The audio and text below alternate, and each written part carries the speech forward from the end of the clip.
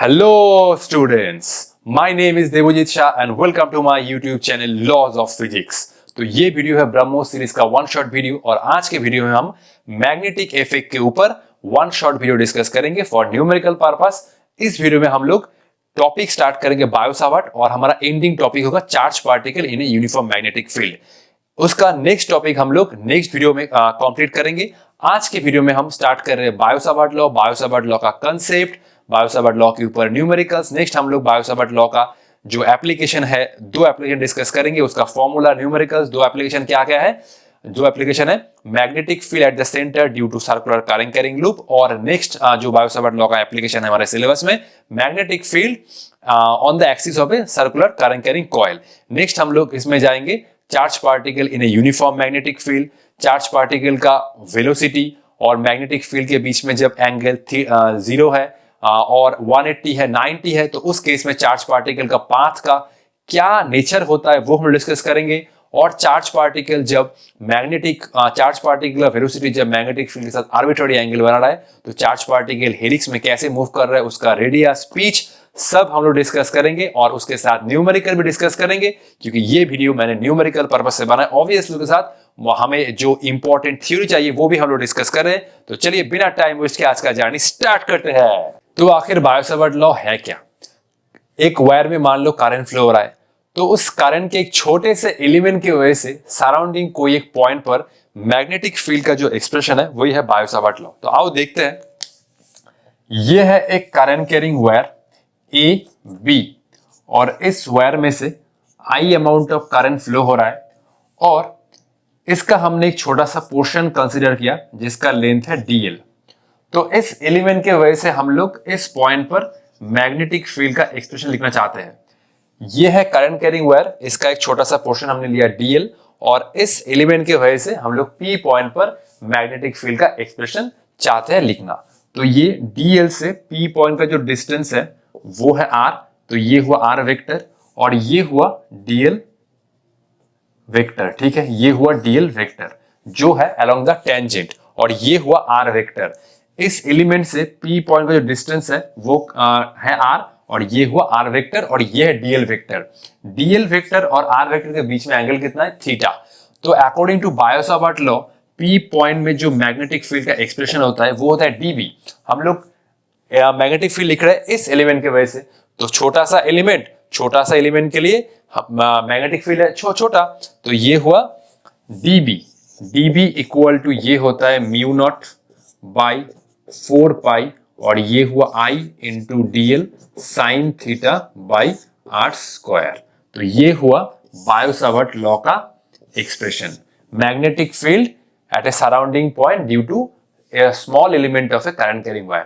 Current carrying wire के एक छोटे से एलिमेंट की वजह से सराउंडिंग पॉइंट पर मैग्नेटिक फील्ड का ये हुआ expression and that is Biot Savart law. अब ये म्यू नॉट क्या है? म्यू नॉट हम सभी लोग जानते हैं जो है परमियाबिलिटी ऑफ फ्री स्पेस और इसका वैल्यू आता है 4 pi into 10 to the power -7। ये होता है वेबर पर एम्पियर पर मीटर और ये होता है 4 pi into 10 to the power -7। Weber पर एम्पियर को तुम हेनरी भी लिख सकते हो, तो ये हुआ हेनरी पर मीटर। ये याद रखना। अब मैग्नेटिक फील्ड का एक डायरेक्शन होता है, वो हम लोग कैसे लिखेंगे? थीटा क्या है? थीटा है dl वेक्टर और r वेक्टर के बीच में एंगल। अब देखो मैग्नेटिक फील्ड एक वेक्टर क्वांटिटी है, उसको हम लोग कैसे लिखेंगे? Direction is given by right hand thumb rule. ठीक है, मैं लिखा देता हूं, direction of dB is given by right hand thumb rule. Simple क्या है? जिस डायरेक्शन में करंट फ्लो हो रहा है उस डायरेक्शन में इस 4 फिंगर को रखो और जहां पर पॉइंट है इसको घुमा दो। राइट, ये जो थंब है वही थंब तुम्हें देगा मैग्नेटिक फील्ड डायरेक्शन।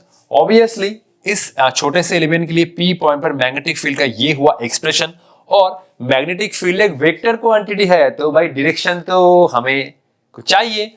तो वो कैसे होगा डायरेक्शन है राइट हैंड थंब रूल।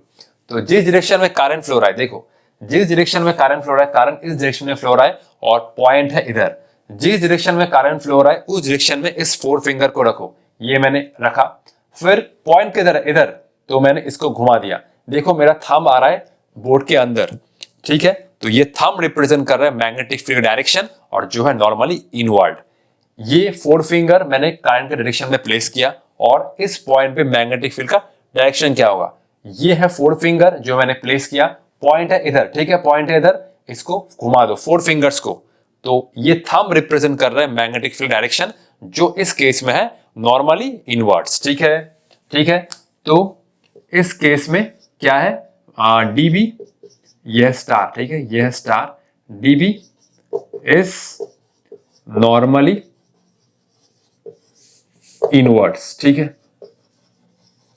तो नॉर्मली इनवर्ड्स अगर मैग्नेटिक फील्ड होता है तो उस मैग्नेटिक फील्ड को हम लोग क्रॉस से रिप्रेजेंट करते हैं। क्रॉस का मतलब वो वाला क्रॉस नहीं है, ठीक है, क्रॉस का मतलब वो वाला क्रॉस नहीं है।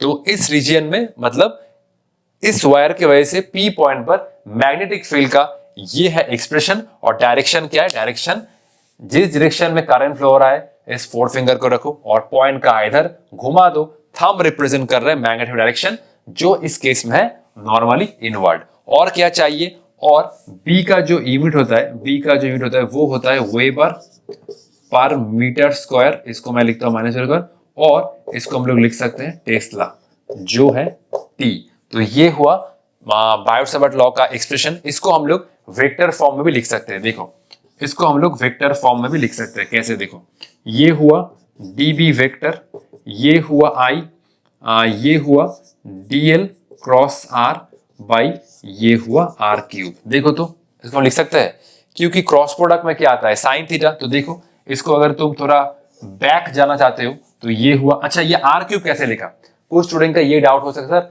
r क्यूब कैसे लिखा आपने। देखो ये क्रॉस प्रोडक्ट में क्या आता है, क्रॉस प्रोडक्ट में आता है dl r साइन थीटा, और नीचे अगर r क्यूब होता है तो r क्यूब कैंसिल, ये हुआ r स्क्वायर, तो ये हुआ dl और ये हुआ i dl sine theta by r square. सिर्फ अगर r क्यूब टर्म में, अच्छा ये सामने एक म्यू नॉट बाई 4 पाई होगा, ठीक है। तो ये हुआ vector form db vector equal to mu naught by 4 pi, ये हुआ i dl vector cross r vector, और ये हुआ r क्यूब। ये r क्यूब कैसे आया, देखो क्रॉस प्रोडक्ट में क्या आता है dl r sine theta, a cross b क्या आता है ab साइन थीटा, तो dl r साइन थीटा, नीचे अगर r क्यूब होता है r क्यूब कैंसिल, ये dl sine theta by r square आता है, ठीक है। तो ये हुआ बायो-सावर्ट लॉ का vector form, okay okay, this is the vector form of Biot-Savart law. तो जितना कंसेप्ट चाहिए हमें बायो-सावर्ट लॉ से हमने सीख लिया। नेक्स्ट हम लोग प्रॉब्लम में जा रहे हैं, इसको कॉपी कर लो 1 2 3 4 5। तो ये हुआ बायो-सावर्ट लॉ के ऊपर हमारा पहला न्यूमेरिकल आज का क्वेश्चन। एकदम सिंपल है, देखो an element delta L equal to delta X I cap is placed at the origin carries a large current 10 ampere. तो मान लो एक वायर में से करंट फ्लो हो रहा है और ये हमने एक छोटा सा एलिमेंट चूज किया जिसका डायरेक्शन है अलोंग एक्स डायरेक्शन, देख सकते हो delta L equal to delta X I cap. तो ये है डेल्टा एल, डेल्टा एक्स क्या है, उस जो हमने छोटा सा एलिमेंट चूज किया है उसका जो लेंथ, और आई कैप क्या रिप्रेजेंट कर रहा है, डायरेक्शन। तो ये मान लो एक वायर है, ठीक है, ये मान लो एक वायर है, ये मान लो एक वायर है, अच्छा वायर का जो डायरेक्शन है वो इस डायरेक्शन है। तो ये मान लो वायर है, इस वायर में से आई करंट फ्लो हो रहा है, और ये वाला हमने छोटा सा एक एलिमेंट लिया जिसका मैग्नीट्यूड है डेल्टा एक्स, ठीक है। तो ये करंट फ्लो हो रहा है एक्स डायरेक्शन में, और ये हुआ एक छोटा सा लेंथ जिसका लेंथ है delta X, carries a large current 10 ampere, ये हुआ I equal to 10 ampere. What is the magnetic field on the y axis at a distance of 0.5 metre, delta X क्या है 1 सेंटीमीटर है। तो इस वायर से हमें एक पॉइंट पर मैग्नेटिक फील्ड निकालना होगा जो y एक्सिस पर है और जो 0.5 मीटर डिस्टेंस पर है। मान लो ये है y एक्सिस, ठीक है, मान लो ये है y एक्सिस, ठीक है, ये है y एक्सिस, और इस y एक्सिस पर हमें एक पॉइंट पर मैग्नेटिक फील्ड ढूंढना है जहां पर डिस्टेंस है 0.5 मीटर। तो ये हुआ मान लो वो वाला पॉइंट P, और ये जो डिस्टेंस तुम्हें दिख रहा है ये हुआ कितना, ये हुआ r इक्वल टू ये हुआ 0.5 मीटर। अब देखो तो ये है मान लो डीएल, ठीक है, ये है हमारा छोटा सा एलिमेंट। फॉर्मूला क्या था Biot Savart law, DB equal to mu naught by 4 pi, ये हुआ I DL sine theta by ये हुआ R square. Mu naught by 4 pi क्या है, म्यू नॉट क्या है, म्यू नॉट है 4 pi into 10 to the power -7, तो म्यू नॉट बाई 4 पाई क्या आएगा, ये हुआ 10 टू द पावर ऑफ -7, ठीक है। तो ये हुआ 10 टू द पावर ऑफ -7। आई क्या है, आई है 10 एम्पियर, आई है 10 एम्पियर। डीएल क्या है, वो छोटा सा एलिमेंट जिसके लिए हम लोग मैग्नेटिक फील्ड निकालना चाहते हैं, और क्वेश्चन में डेल्टा एक्स गिवन है 1 सेंटीमीटर, तो डीएल बन जाएगा 1 सेंटीमीटर, मतलब अच्छा ये डेल्टा एक्स ना, डेल्टा एक्स कितना है 1 सेंटीमीटर, तो ये छोटा सा एलिमेंट का लेंथ कितना हुआ, ये हुआ 1 सेंटीमीटर मतलब 10 टू द पावर -2 मीटर, ठीक है। 1 सेंटीमीटर मतलब 10 टू द पावर -2 मीटर, ठीक है, ठीक है। चलो, और ये है डीएल और ये है आर, ठीक है। ये एंगल कितना है देखो तो, ये एंगल कितना है 90 डिग्री है, ठीक है। वायर है एक्स एक्सिस पर और जो पी पॉइंट है वो है वाई एक्सिस पर, ठीक है। और ये हुआ साइन 90 मतलब 1, और ये हुआ आर स्क्वायर, आर मतलब ये है 0.5, तो ये हुआ 0.5 इंटू 0.5, ठीक है। अच्छा ये कितना होगा देखो तो, अच्छा ये है 1 -2 कितना हुआ, 10 टू द पावर 1 -2 कितना हुआ, -1 -7, ये हुआ 10 टू द पावर ऑफ -8, और ये हुआ 10 -8 ना। अच्छा एक बार रुको, इसको यहाँ पर काटने दो, ये हुआ 10 और ये भी हुआ 10। अब कैलकुलेट करो, अच्छा ये हुआ 1/5, 1/5, 1/5 0.2, 1/5 0.2। अब मल्टीप्लाई करो, ये हुआ 10 टू द पावर ऑफ 2, अच्छा देखो 10 to the power 1 2, 10 to the power 2, 10 to -2 cancel, और ये हुआ 10 टू द पावर ऑफ -6, ये हुआ 10 टू द पावर ऑफ -6, ठीक है। तो ये पॉइंट उठाया 10, पॉइंट उठाया 10, 10 to the power 1, 10 to the power 10 to the power 2, 10 to the power 2 -2 cancel, ये हुआ 10 टू द पावर ऑफ 1, तो 1 -7 -6, 1/5 0.2, 1/5 0.2, ये कितना हुआ, ये हुआ 0.04 into 10 to the power -6 tesla, और तुम ऐसे भी लिख सकते हो 4 into 10 to the power -8 tesla. ये है उस P पॉइंट पर मैग्नेटिक फील्ड का मैग्नीट्यूड। अब डायरेक्शन क्या होगा देखो, ये मैंने 4 फिंगर को प्लेस किया काइंड डायरेक्शन में, पॉइंट किधर इधर, तो इसको मैंने घुमा दिया, और ये थंब रिप्रेजेंट कर रहा है मैग्नेटिक फील्ड नॉर्मली आउटवर्ड। अगर मैग्नेटिक फील्ड नॉर्मली आउटवर्ड है तो इसको हम लोग कैसे रिप्रेजेंट करते हैं, ये हुआ करंट और ये हुआ पॉइंट, ये घुमा दो, ये थंब आ रहा है नॉर्मली आउटवर्ड, तो ये हुआ नॉर्मली आउटवर्ड। नॉर्मली आउटवर्ड को हम लोग ऐसे रिप्रेजेंट कर सकते हैं, ठीक है। तो ये हुआ मैग्नेटिक फील्ड जो है नॉर्मली आउटवर्ड, मैग्नेटिक फील्ड जो है नॉर्मली आउटवर्ड। इस चैप्टर में जो मेन दिक्कत होता है वो डायरेक्शन का ही होता है। फॉर्मूला तो सभी लोग कर सकते हैं, डायरेक्शन कैसे निकालोगे, ये हुआ करंट का डायरेक्शन, इसकी डायरेक्शन में 4 फिंगर को प्लेस करो, पॉइंट का इधर तो इसको घुमा दो। अगर पॉइंट नीचे होता तो हम लोग नीचे घुमाते, पॉइंट ऊपर है तो ये मैंने घुमा दिया, ये थंब रिप्रेजेंट कर रहा है बाहर, तो बाहर है मैग्नेटिक फील्ड, और अगर मैग्नेटिक फील्ड बाहर होता है तो उसको हम लोग ऐसे रिप्रेजेंट करते हैं, एक सर्किल देके उसके अंदर डॉट, ठीक है। तो ये हुआ इस वायर के वजह से P पॉइंट पर मैग्नेटिक फील्ड का मैग्नीट्यूड और डायरेक्शन। कॉपी कर लो, ठीक है। बहुत ध्यान से सुनना, अब यहां से हमारा बायो सावर्ट लॉ का एप्लीकेशन स्टार्ट हो रहा है। एक्चुअली ये वाला एप्लीकेशन अभी सीबीएसई के सिलेबस से हट चुका है। सर ये टॉपिक फिर आपने क्यों बोर्ड पर लिखा है, इतना टाइम देके ये टॉपिक तो आप समझाने वाले हमें लग रहा है। अरे सुनो, ये टॉपिक डिलीटेड है, इसका डेरिवेशन नहीं आएगा, लेकिन इस चैप्टर में हमारा जो एक डेरिवेशन है force between two parallel carrying wire, उसमें एक फॉर्मूला है जो तुम्हें इस कंसेप्ट से लाना होगा। तो बेटर है इसका जो कंसेप्ट है वो एक बार समझ लो। डेरिवेशन एग्जाम में नहीं आएगा, डेरिवेशन मैं अभी नहीं करा रहा हूं, सिर्फ इसका कंसेप्ट समझ लो, फॉर्मूला क्या है वो देख लो, ताकि न्यूमेरिकल में और उस डेरिवेशन में तुम्हें कोई दिक्कत ना हो। तो एक बार देख लो, ठीक है।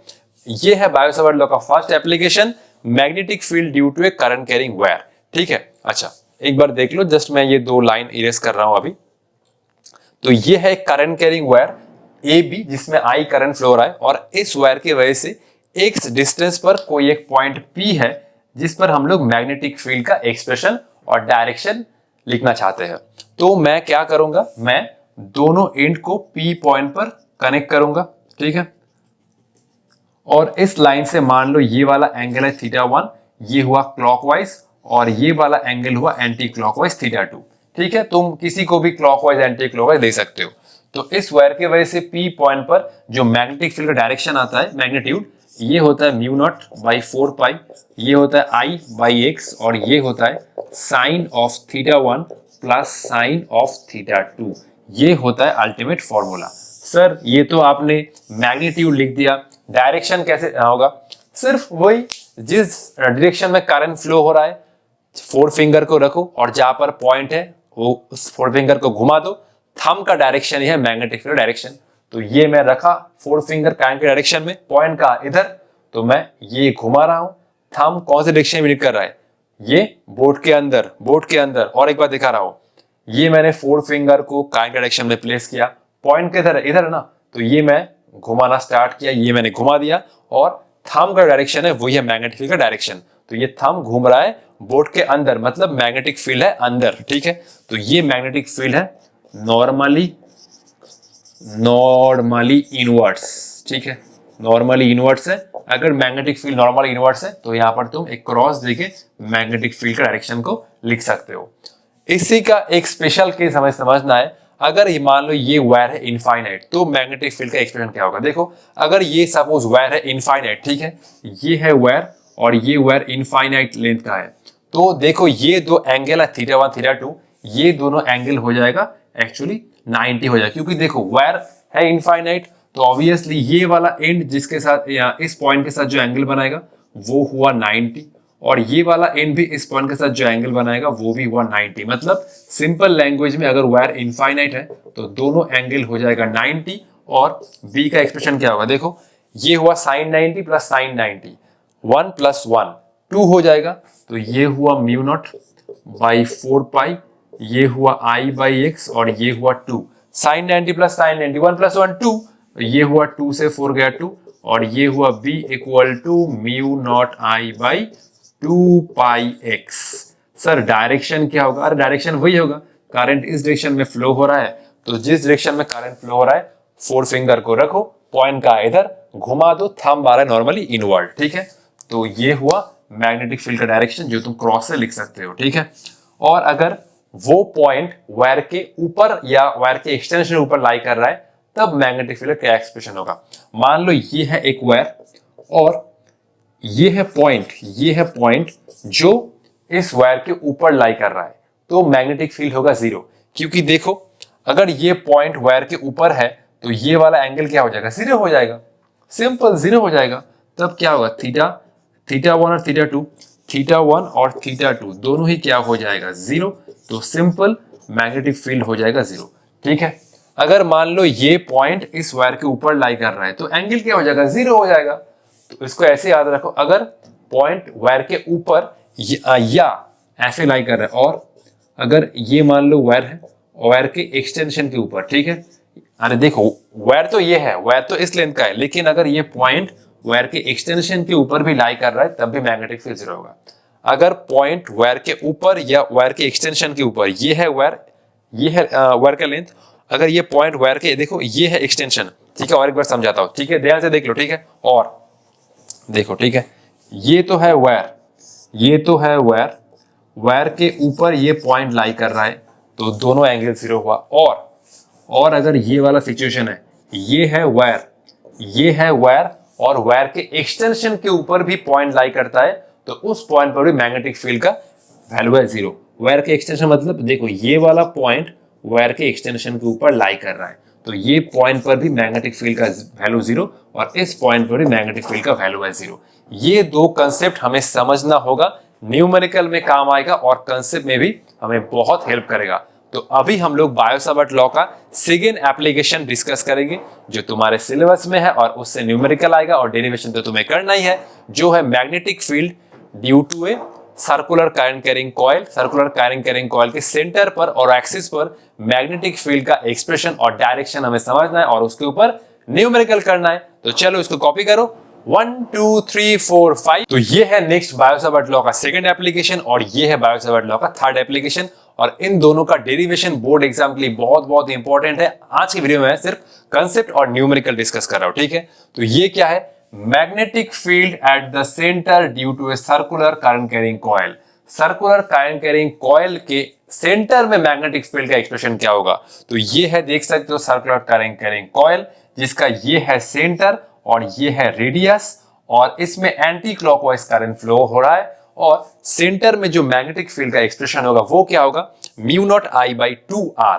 ये सिर्फ है सिंगल टर्न के लिए, और अगर n टर्न होता है तो इस एक्सप्रेशन को n से मल्टीप्लाई कर दो, आ जाएगा। इसको मैं bn लिख देता हूं।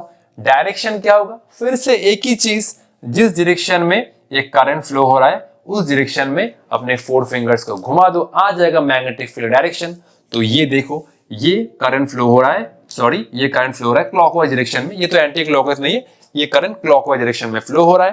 तो जस्ट घुमा दो 4 फिंगर्स को along the direction of current, thumb तुम्हें देगा मैग्नेटिक फील्ड का डायरेक्शन। तो सिंपल कांसेप्ट ये है, ये मैंने घुमाया 4 फिंगर्स को, थंब आ रहा है मेरा अंदर, तो ये हुआ मैग्नेटिक फील्ड, ये हुआ नॉर्मली इनवर्ट्स, ये हुआ magnetic field is normally inverts, जिसको मैं सेंटर पर ये क्रॉस देके रिप्रेजेंट करूंगा। तो करंट फ्लो हो रहा है ऐसे, ये मैंने घुमा दिया, मैग्नेटिक फील्ड आ रहा है अंदर, ठीक है।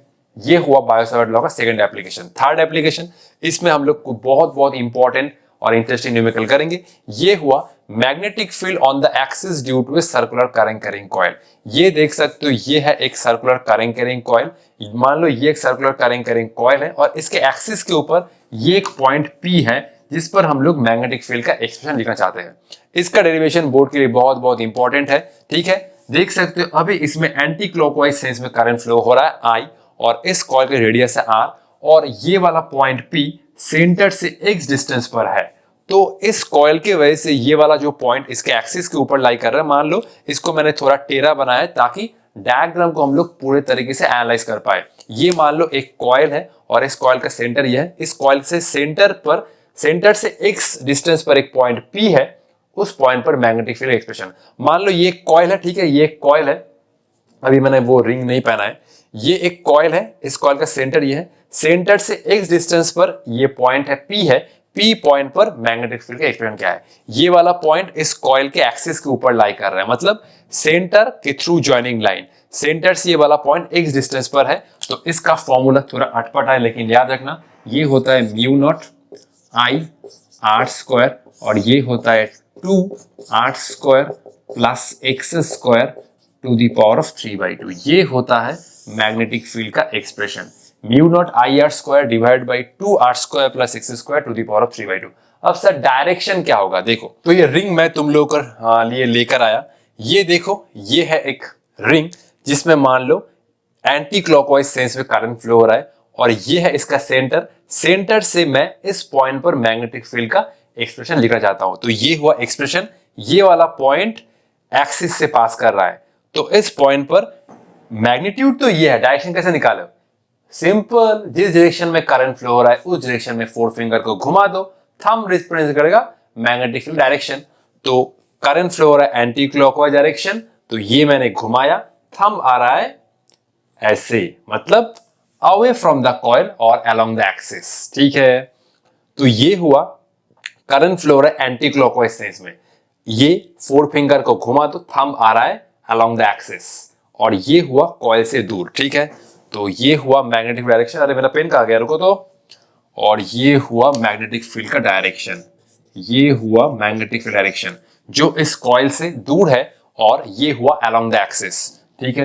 तो ये लिख सकते हो away from the coil, away from the coil and along the axis. इसमें तुम्हें magnetic field normally inward outward नहीं मिलेगा, इसमें तुम्हें मिलेगा अलोंग द एक्सिस, ठीक है। अगर इसका डायरेक्शन पलट जाएगा तो मैग्नेटिक फील्ड का डायरेक्शन पलट जाएगा, ठीक है। अब मान लो इसी कॉइल में करंट फ्लो हो रहा है क्लॉकवाइज डायरेक्शन में और पॉइंट तो वही है, तो मैग्नीट्यूड सेम होगा लेकिन डायरेक्शन पलट जाएगा। करंट फ्लो हो रहा है क्लॉकवाइज, तो इस डायरेक्शन में अपने 4 फिंगर को घुमा दो, देखो थंब आ रहा है इसके उल्टे डायरेक्शन में, पहले करंट फ्लो हो रहा था एंटी क्लॉकवाइज तो थंब आ रहा था ऐसे, अब करंट मान लो फ्लो हो रहा है क्लॉकवाइज तो डायरेक्शन है इधर।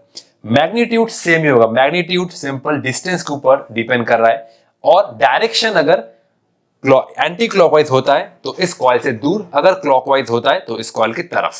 तो इसको कॉपी कर लो। नेक्स्ट हम लोग इसके ऊपर कुछ इंटरेस्टिंग और ऑब्वियसली धमाकेदार प्रॉब्लम डिस्कस करने जा रहे हैं। तो चलो, तो ये है आज का हमारा न्यूमेरिकल नंबर 2, और ये क्वेश्चन बहुत शानदार है। देखो क्वेश्चन क्या कह रहा है, an electron is revolving around the nucleus in a circular orbit with a speed of 10 to the power से मीटर पर सेकेंड।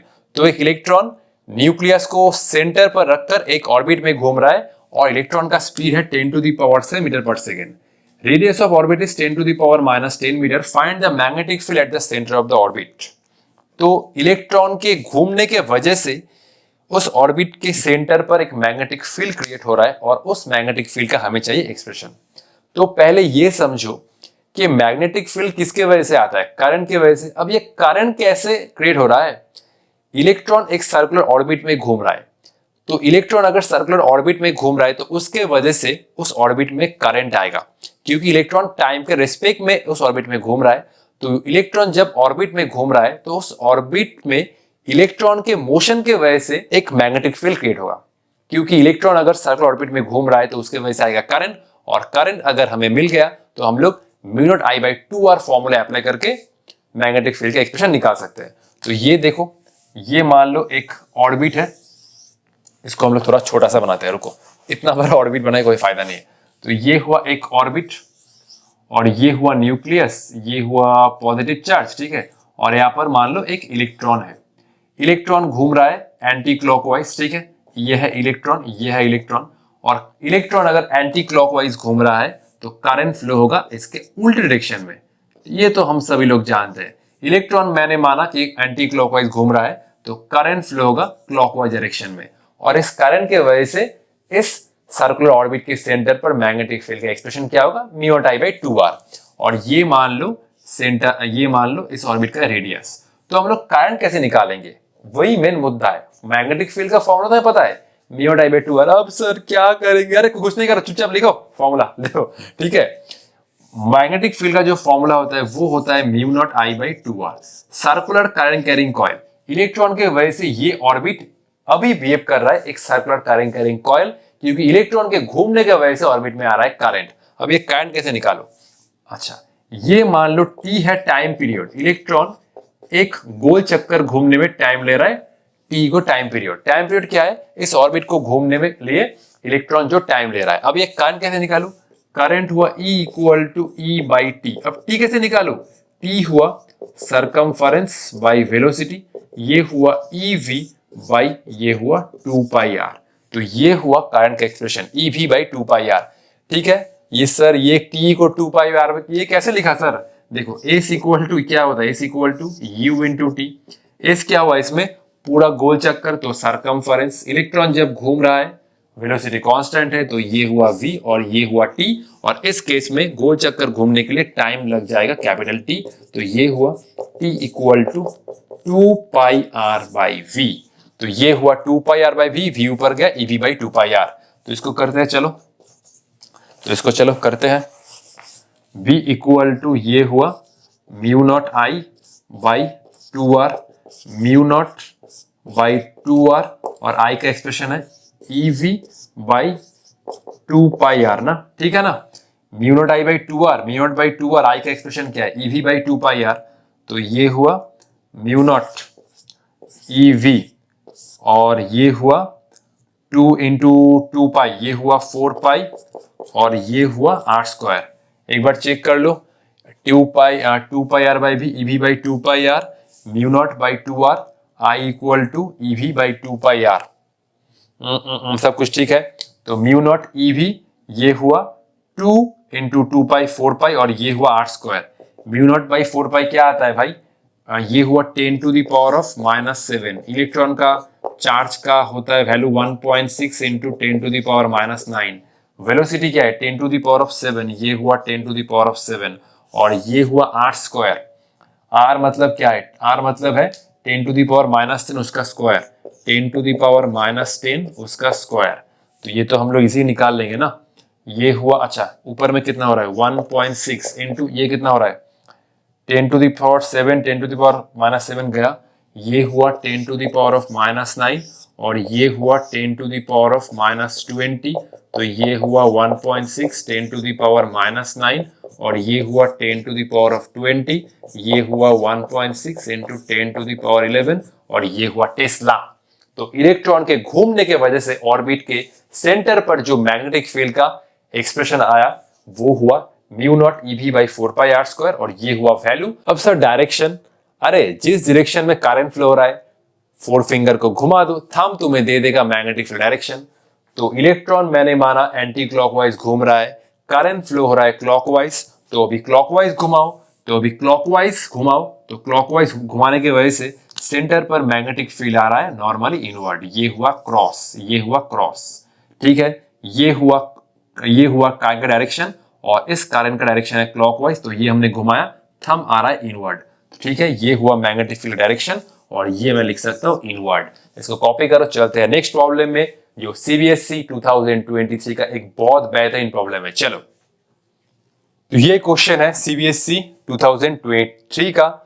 ये क्वेश्चन थोड़ा देख के अटपटा लग सकता है, लेकिन अगर हमने कॉन्सेप्ट समझ लिया तो इस क्वेश्चन को तुम 10 सेकंड के अंदर सॉल्व कर सकते हो। तो चलो देखो, a wire of length L is in the form of a circular loop A of 1 turn.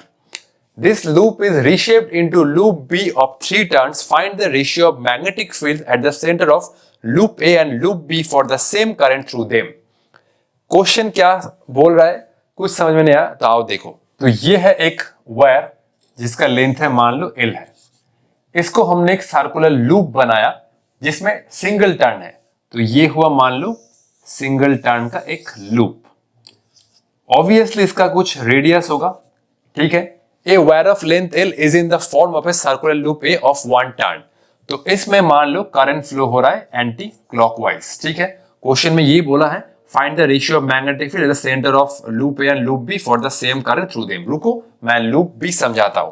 तो मान लो ये है लूप A और B क्या है, अच्छा इसमें नंबर ऑफ टर्न कितना है, इसमें नंबर ऑफ टर्न है 1। जब तुम सेम वायर को 3 टर्न दोगे तो रेडियस क्या होगा, कम होगा ज्यादा होगा। सेम लेंथ है, इसको तुम 3 चक्कर घुमा रहे हो, ऑब्वियसली रेडियस घट जाएगा। मान लो इसका रेडियस है R और सेम वायर को अगर तुम 3 बार टर्न दे रहे हो, एक बार ये हुआ, 2 बार, चलो इसको ओवरराइट कर देता हूं ठीक तरीके से, ठीक है। ये हमने एक बार टर्न दिया, फिर उसके बाद हमने ये सेकेंड टर्न दिया, ठीक है, और फिर उसके बाद हमने और एक टर्न दिया, 3 टर्न। तो इसमें नंबर ऑफ टर्न कितना है 3 और इसमें जो करंट फ्लो हो रहा है वो सेम डायरेक्शन में फ्लो हो रहा है, I अमाउंट ऑफ करंट, और इसका जो रेडियस है वो ऑब्वियसली घट के ये हो जाएगा R प्राइम, क्योंकि L लेंथ का जो वायर था अगर इसको हमने सिंगल टर्न का बनाया तो ये हुआ लूप है जिसका रेडियस है R, और इसी वायर को जब हम लोग 3 टर्न दे रहे हैं, 1 2 3, ऑब्वियसली रेडियस घट जाएगा और इसमें नंबर ऑफ टर्न कितना है 3, और दोनों लूप में ये हुआ लूप A लूप B में same amount of current flow हो रहा है और इसने हमने लिया II, दोनों ही क्लॉकवाइज डायरेक्शन में फ्लो हो रहा है।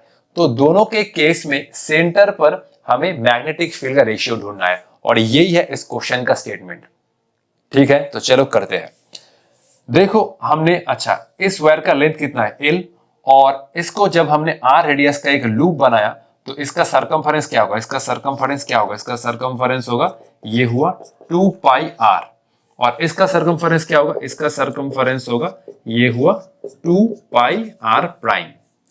तो L लेंथ का जो वायर है उसको हमने एक सर्कुलर लूप बनाया, तो इसको हम लिख सकते हैं L इक्वल टू 2πr, क्योंकि लेंथ और सरकमफेरेंस के बीच में ये रिलेशन, R रेडियस का लूप है, टर्न कितना है 1, तो 2πr इक्वल टू L बन जाएगा, ठीक है।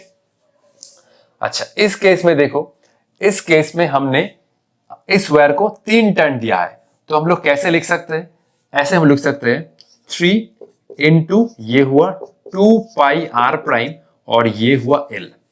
एक टर्न का सरकमफेरेंस कितना है 2πr प्राइम, रेडियस कितना है R प्राइम, तो सरकमफेरेंस क्या बनेगा 2πr प्राइम, टोटल टर्न कितना है 3, तो इसलिए 3 into 2πr prime into L। तो इस केस में ये हुआ relation between circumference and length, तो इसको हम लिख सकते हैं R प्राइम क्या हो जाएगा, R प्राइम हो जाएगा L डिवाइड बाई ये हुआ 6π। तो ये हुआ फर्स्ट केस में रेडियस, ठीक है। ये हुआ फर्स्ट केस में रेडियस जो है r equal to l by 2 pi, और ये हुआ सेकंड केस में radius l by 6 pi. Obviously देखो रेडियस घट गया है क्योंकि तुमने 3 टर्न दिया है। तो इस केस में सेंटर पर मैग्नेटिक फील्ड का रेशियो वैल्यू क्या है, B1 equal to mu naught I by 2r। तो ये हुआ म्यू नॉट I बाई 2, इसका उल्टा 1 बाई r, ये होगा 2 पाई बाई l, ये हुआ 2 पाई बाई l। ठीक है, और इसमें मान लो सेंटर पर मैग्नेटिक फील्ड का वैल्यू है B2 इक्वल टू, ये हुआ म्यू नॉट, अब यहाँ पर I नहीं होगा 3I होगा क्योंकि 3 टर्न है। मैंने बोला था सिंगल टर्न के लिए फॉर्मूला है सेंटर पर mu naught I by 2r, और अगर n नंबर ऑफ टर्न होता है तो n मल्टीप्लाई करना होता है न्यूमरेटर में। तो ये हुआ mu naught 3I divide by 2 pi r prime, तो ये हुआ म्यू नॉट बाई 2 पाई। ठीक है, ये हुआ 3I बाई 2, अच्छा ये मैंने लिखा देखो, ये हुआ म्यू नॉट I बाई, अच्छा ये तो पाई नहीं होगा ना, सॉरी ये पाई तो नहीं होगा। ठीक है, वही मैं सोच रहा था। तो सेंटर पर इस केस में मैग्नेटिक फील्ड का रेशियो वैल्यू है mu not 3I divide by 2r prime, ये हुआ 3 म्यू नॉट I बाई 2, अच्छा यहाँ पर 2 ही था तो 1 बाई r प्राइम, इसका उल्टा करो 6 पाई बाई l, ये हुआ 6 पाई बाई l। क्या चाहिए हमें, B1 बाई B2 का रेशियो, तो ये हुआ B1 बाई B2 का रेशियो। B1 क्या है, mu naught I by 2, mu naught I by 2, ये हुआ 2 पाई बाई l, ये हुआ 2 पाई बाई l, और ये हुआ 1 बाई B2, B2 का वैल्यू है ये, B2 का वैल्यू है ये, इसका उल्टा कर दो तो 2 by 3 mu naught pi, 2 by 3 mu naught pi, और ये हुआ उल्टा l बाई 6 पाई, ये हुआ l बाई 6 पाई। B2 है, B1 कितना है, mu naught I by 2, 2 pi by l, और ये हुआ 1 by B2, 2 by 3 mu naught pi, इसका उल्टा करो l बाई 6 पाई। तो ये म्यू नॉट से म्यू नॉट गया, I से I गया, ये देखो 2 से 2 गया, l से l गया, पाई से पाई गया, और क्या बचा, और ये बचा सिर्फ, ये कितना हुआ देखो B1 बाई B2, ये हुआ 2 से 6 गया 3, और 3 9, तो ये हुआ B1 और B2 का रेशियो। फर्स्ट केस और सेकेंड केस में जो मैग्नेटिक फील्ड का रेशियो है वो है 1:9। एक बार चेक कर लेता हूं L से, अच्छा ये 2 से 2 तो गया, 2 से 6 गया 3, 3 into 3 9। तो क्वेश्चन कैसा लगा एक बार जरूर बताना, क्योंकि तुम लोगों का कमेंट ही है मेरा मोटिवेशन आगे वीडियो बनाने का। तो चलो कॉपी कर लो। न्यूमेरिकल 4 के ऊपर, मतलब माथे के ऊपर जितना हो सके स्टार मार लो, 5 10 15 20 25 सीरीज। ये क्वेश्चन बहुत बहुत इंपॉर्टेंट है। इस क्वेश्चन में हमें मैग्नेटिक फील्ड का वेक्टर एडिशन कंसेप्ट चाहिए। तो देखो क्वेश्चन क्या कह रहा है, ये दोनों बेसिकली कॉइल है परपेंडिकुलर प्लेन में। मैं तुमको उन लोगों को समझाता हूं, रुको। हाँ, ये हुआ मान लो एक कॉइल, ठीक है, ये हुआ एक कॉइल P, ये हुआ कॉइल P, जिसमें देख सकते हो अगर हम लोग ऊपर से देखें, ठीक है, ऊपर से देखें तो इसमें एंटी क्लॉकवाइज सेंस में करंट फ्लो हो रहा है, ठीक है, एंटी क्लॉकवाइज सेंस में। और ये है कॉइल Q, ठीक है, जिसमें भी एंटी क्लॉकवाइज सेंस में, ये है कॉइल Q जिसमें भी देखो एंटी क्लॉकवाइज सेंस में करंट फ्लो हो रहा है। ये जो कॉइल P है वो है हॉराइजेंटल, जिसमें अगर हम लोग ऊपर से देखते हैं तो ये current anti clockwise sense flow हो रहा है। P कॉइल में करंट कितना है, P कॉइल में करंट है I। P कॉइल है हॉराइजेंटल, इसमें करंट फ्लो हो रहा है एंटी क्लॉकवाइज और इसमें करंट है I।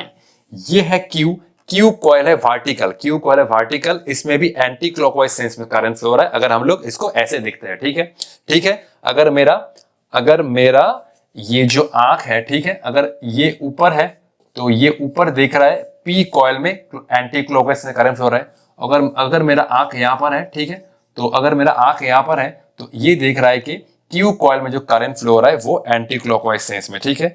एक बार देख लो, ठीक है, ये हुआ Q कॉइल, मेरा आंख ऐसे है तो Q कॉइल में एंटी क्लॉकवाइज सेंस में करंट फ्लो हो रहा है।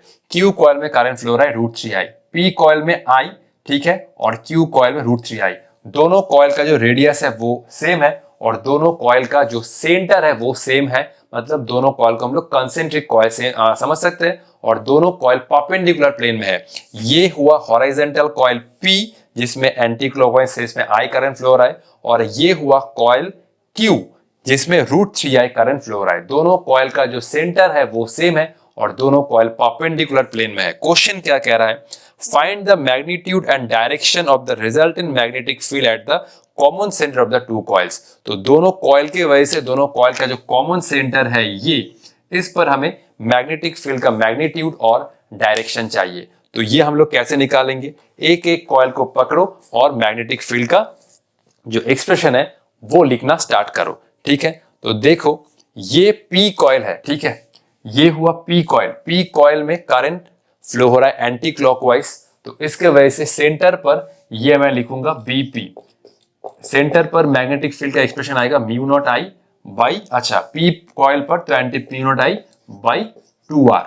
ठीक है, अच्छा तो पी कॉइल में एंटी क्लॉकवाइज सेंस में करंट फ्लो रहा है आई, सेंटर पर मैग्नेटिक फील्ड होगा mu naught I by 2r। Direction कैसे होगा, ये कॉइल देखो, ये कॉइल में एंटी क्लॉकवाइज सेंस में करंट फ्लो हो रहा है, इसको मैं यहां पर रखता हूं। इस कॉइल में करंट एंटी क्लॉकवाइज सेंस में करंट फ्लो हो रहा है, तो हाथ को घुमाओ, ठीक है, हम लोग ऊपर से दिख रहा है, हाथ को घुमाओ, थंब आ रहा है ऊपर, तो मैग्नेटिक फील्ड है ये हॉरिजॉन्टल प्लेन से ऊपर। ठीक है, तो मैग्नेटिक फील्ड है ऊपर। ठीक है, तो पी कॉइल के वजह से मैग्नेटिक फील्ड आ रहा है ऐसे। ठीक है, ध्यान से देखना, तो ये हुआ पी कॉइल के वजह से मैग्नेटिक फील्ड डायरेक्शन, और एक हुआ क्यू कॉइल जिसमें √3i करंट फ्लो रहा है। तो क्यू कॉइल के वजह से सेंटर पर पहले मैग्नेटिक फील्ड का डायरेक्शन लिख लेते हैं। ये हुआ म्यू नॉट, करंट क्या है √3i, ये हुआ √3i और ये हुआ 2r। ध्यान से देखो BQ क्या है, क्यू कॉइल के लिए सेंटर पर जो मैग्नेटिक फील्ड है वो BP के लिए √3 टाइम्स है, ये हुआ √3 और ये हुआ mu naught I by 2r और ये हुआ √3 टाइम्स ये हुआ BP। ठीक है, mu naught I by 2r क्या है, BP है।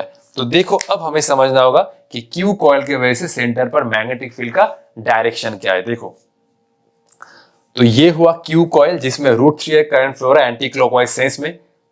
कैसे समझना है, सिर्फ हाथ घुमाओ, 4 फिंगर को, करंट फ्लो रहा है एंटी क्लॉकवाइज सेंस, तो हाथ घुमा दो, ये मैग्नेटिक फील्ड आ रहा है इससे दूर। मतलब अगर ये है मान लो क्यू कॉइल, और अगर ये क्यू कॉइल, तो करंट फ्लो रहा है एंटी क्लॉकवाइज सेंस में। हम लोग देख रहे हैं यहाँ पर, हम लोग देख रहे हैं यहाँ से नहीं, मेरा आंख यहाँ पर है। ठीक है, मेरा आंख यहाँ पर है। ये है पी कॉइल जिसमें करंट फ्लो रहा है एंटी क्लॉकवाइज सेंस, करंट ये मैग्नेटिक फील्ड आ रहा है ऊपर, और ये हुआ क्यू कॉइल, ये हुआ क्यू कॉइल जिसमें करंट फ्लो रहा है एंटी क्लॉकवाइज सेंस। तो हाथ घुमाओ, ये मैग्नेटिक फील्ड आ रहा है कॉइल से दूर और ये है अलोंग द एक्सिस। ठीक है, ठीक है, ये है पी कॉइल, मैग्नेटिक फील्ड ऊपर है, करंट फ्लो रहा है एंटी क्लॉकवाइज सेंस, और ये है क्यू कॉइल। ठीक है, और ये है क्यू कॉइल, क्यू कॉइल में करंट फ्लो रहा है एंटी क्लॉकवाइज सेंस में, और ये है मैग्नेटिक फील्ड का डायरेक्शन। ठीक है, तो ये हुआ BQ, ये हुआ BQ, ये हुआ BQ।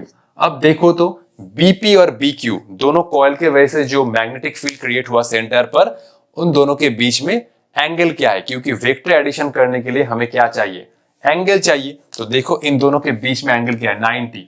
ठीक है, तो थीटा BP और BQ के बीच में क्या है, BP और BQ के बीच में थीटा है 90।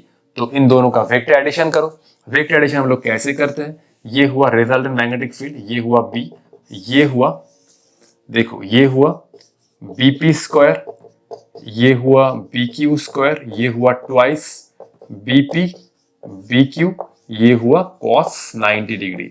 दोनों वेक्टर ए और बी थीटा एंगल पे इंक्लाइन है। रिजल्टेंट का क्या होता है magnitude, √a² + b² twice ab cos theta, just वही लिखा है। एक वेक्टर है BP, दूसरा वेक्टर है BQ, इन दोनों के बीच में एंगल क्या है, 90। देख सकते हो 90 है एंगल।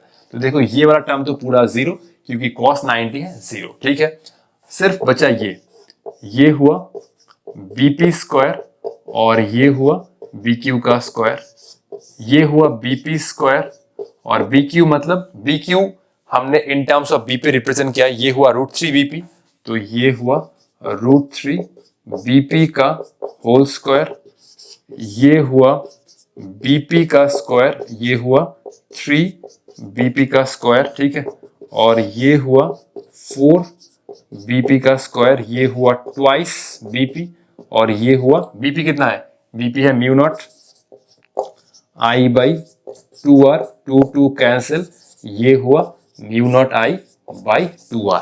तो ये हुआ इन दोनों कॉइल के वजह से सेंटर पर मैग्नेटिक फील्ड का नेट मैग्नीट्यूड। ठीक है, तो ये हुआ नेट एक्सप्रेशन।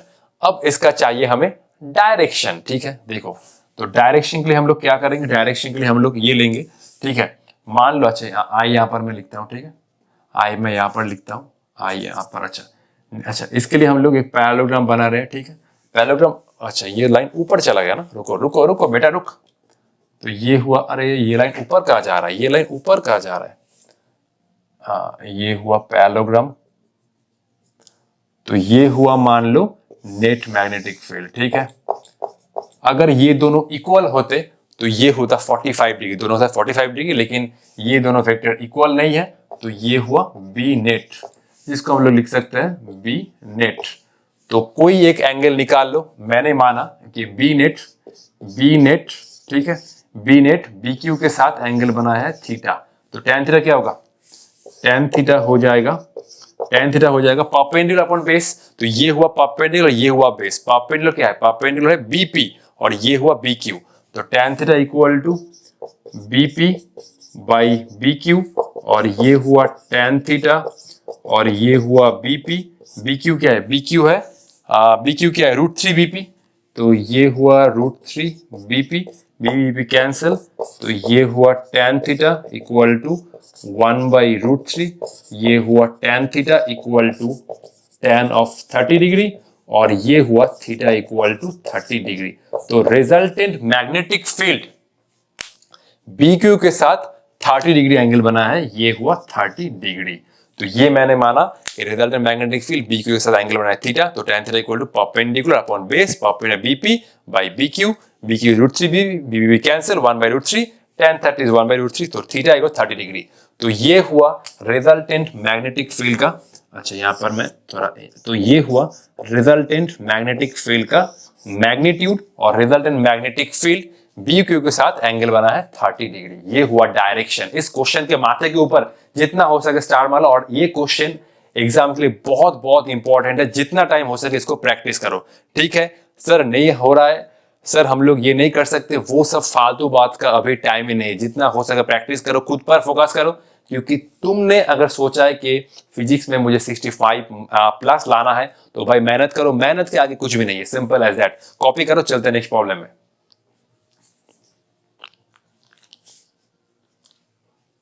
तो अब हम लोग डिस्कस करेंगे कि एक चार्ज पार्टिकल जब यूनिफॉर्म मैग्नेटिक फील्ड में मूव करता है तो उसके ऊपर फोर्स का एक्सप्रेशन क्या है। जब वेलोसिटी और मैग्नेटिक फील्ड के बीच में एंगल 0 है, 180 है, 90 है, या कोई आर्बिट्ररी एंगल है, तब चार्ज पार्टिकल का मूवमेंट कैसा होगा। हम लोग डिटेल में सब कुछ एनालाइज करेंगे और पूरे कंसेप्ट के साथ, ताकि हम लोग को न्यूमेरिकल करने में कोई भी दिक्कत ना हो। तो चलो स्टार्ट करते हैं। Force on a moving charge in a uniform magnetic field. मान लो कोई एक charge Q charge V velocity लेके एक मैग्नेटिक फील्ड में मूव कर रहा है। मान लो इस रीजन में मैग्नेटिक फील्ड है, तो उस चार्ज पार्टिकल के ऊपर फोर्स का क्या एक्सप्रेशन होगा। एक चार्ज पार्टिकल जिसका चार्ज है Q, वो V वेलोसिटी के साथ मैग्नेटिक फील्ड में मूव कर रहा है, ठीक है। तो उसके ऊपर जो फोर्स अप्लाई होता है वो होता है F इक्वल टू Q, ये हुआ V क्रॉस B। तो फोर्स एक वेक्टर क्वांटिटी है, ऑब्वियसली दोनों वेक्टर के क्रॉस प्रोडक्ट से एक वेक्टर क्वांटिटी आता है, और क्रॉस प्रोडक्ट से क्या आता है, कॉस थीटा साइन थीटा। याद है, cos theta sine theta, cross product से आता है साइन थीटा।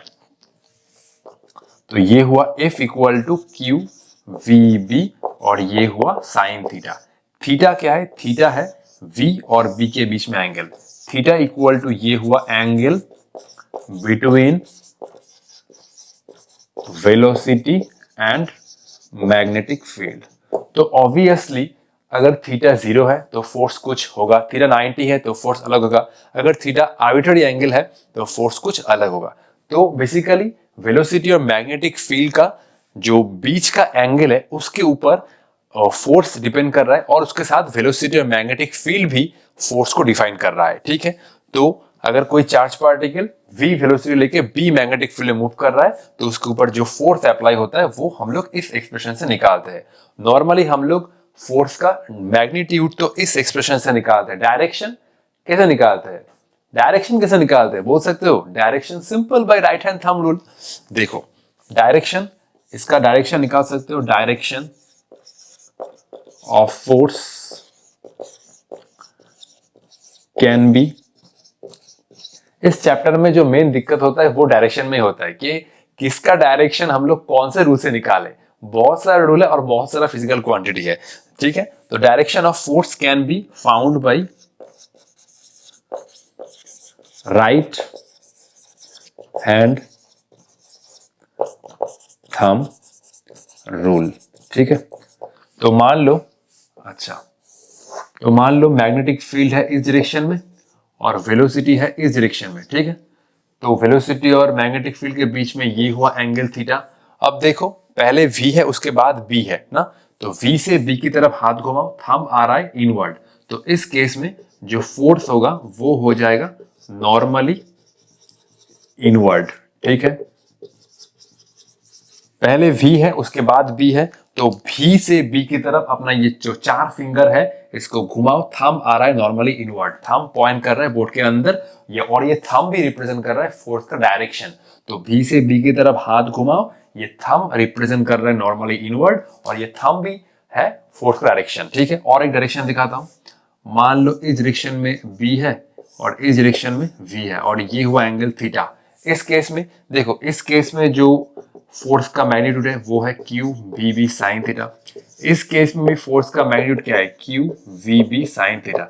लेकिन इस केस में देखो फोर्स का जो डायरेक्शन है वो पलट जाएगा, क्योंकि पहले भी है उसके बाद बी है, तो भी से बी की तरफ हाथ घुमाओ, वेलोसिटी से मैग्नेटिक फील्ड की तरफ हाथ घुमाओ, थंब आ रहा है नॉर्मली आउटवर्ड और थंब का डायरेक्शन ही है फोर्स का डायरेक्शन, ठीक है। वेलोसिटी से मैग्नेटिक फील्ड की तरफ हाथ घुमाओ, जो थंब का डायरेक्शन है वही है फोर्स का डायरेक्शन, तो इस केस में थंब आ रहा है नॉर्मली आउटवर्ड, तो ये फोर्स हो जाएगा नॉर्मली आउटवर्ड, ठीक है। ठीक है, तो इस केस में फोर्स नॉर्मली इनवर्ड और इस केस में फोर्स नॉर्मली आउटवर्ड। तो हमने देख लिया कैसे हम लोग वेलोसिटी और मैग्नेटिक फील्ड के मदद से कोई एक चार्ज पार्टिकल के ऊपर जो फोर्स अप्लाई हो रहा है उसका मैग्नीट्यूड और डायरेक्शन एनालाइज कर सकते हैं। नेक्स्ट हम लोग एक एक केस को लेंगे और उसको पूरे तरीके से एनालाइज करेंगे। नेक्स्ट देखो, ये स्टार्ट हो रहा है स्पेशल केसेस, ठीक है। नेक्स्ट ये स्टार्ट हो रहा है स्पेशल केसेस। स्पेशल केसेस के पहले मैं कुछ नोट लिखा देता हूं, ठीक है। मैं कुछ नोट लिखा देता हूं तो बेहतर रहेगा, ठीक है। देखो नोट, नोट, ये सब नोट प्रॉब्लम करने में तुम्हें बहुत हेल्प करेगा। Work done by magnetic force is zero. अगर कोई चार्ज पार्टिकल मैग्नेटिक फील्ड में एक पॉइंट से दूसरे पॉइंट में जा रहा है तो उसके ऊपर मैग्नेटिक फोर्स का जो वर्क डन है वो होता है जीरो। इसीलिए चार्ज पार्टिकल जब मैग्नेटिक फील्ड में मूव करता है तो उसका जो स्पीड है वो कांस्टेंट रहता है। डायरेक्शन चेंज हो सकता है लेकिन उसका स्पीड कांस्टेंट रहता है और करस्पॉन्डिंग जो काइनेटिक एनर्जी का चेंज है वो होता है जीरो। तो work done by magnetic force zero. और एक बार रिपीट कर रहा हूं, अगर कोई चार्ज पार्टिकल मैग्नेटिक फील्ड में एक पॉइंट से दूसरे पॉइंट में जा रहा है तो उसके ऊपर मैग्नेटिक फोर्स कोई काम नहीं करता, इसीलिए उसका जो स्पीड है वो कांस्टेंट रहता है। अगर स्पीड कांस्टेंट रहेगा तो काइनेटिक एनर्जी भी कांस्टेंट रहेगा और इसीलिए काइनेटिक एनर्जी का जो चेंज है वो होता है जीरो। तो अगर कोई चार्ज पार्टिकल मैग्नेटिक फील्ड में मूव कर रहा है उसका स्पीड कांस्टेंट रहता है, काइनेटिक एनर्जी भी कांस्टेंट रहता है, लेकिन डायरेक्शन चेंज हो सकता है, ठीक है। तो ये पॉइंट लिखो, work done by magnetic force, work done by magnetic force equal to zero. इसका मतलब है चार्ज पार्टिकल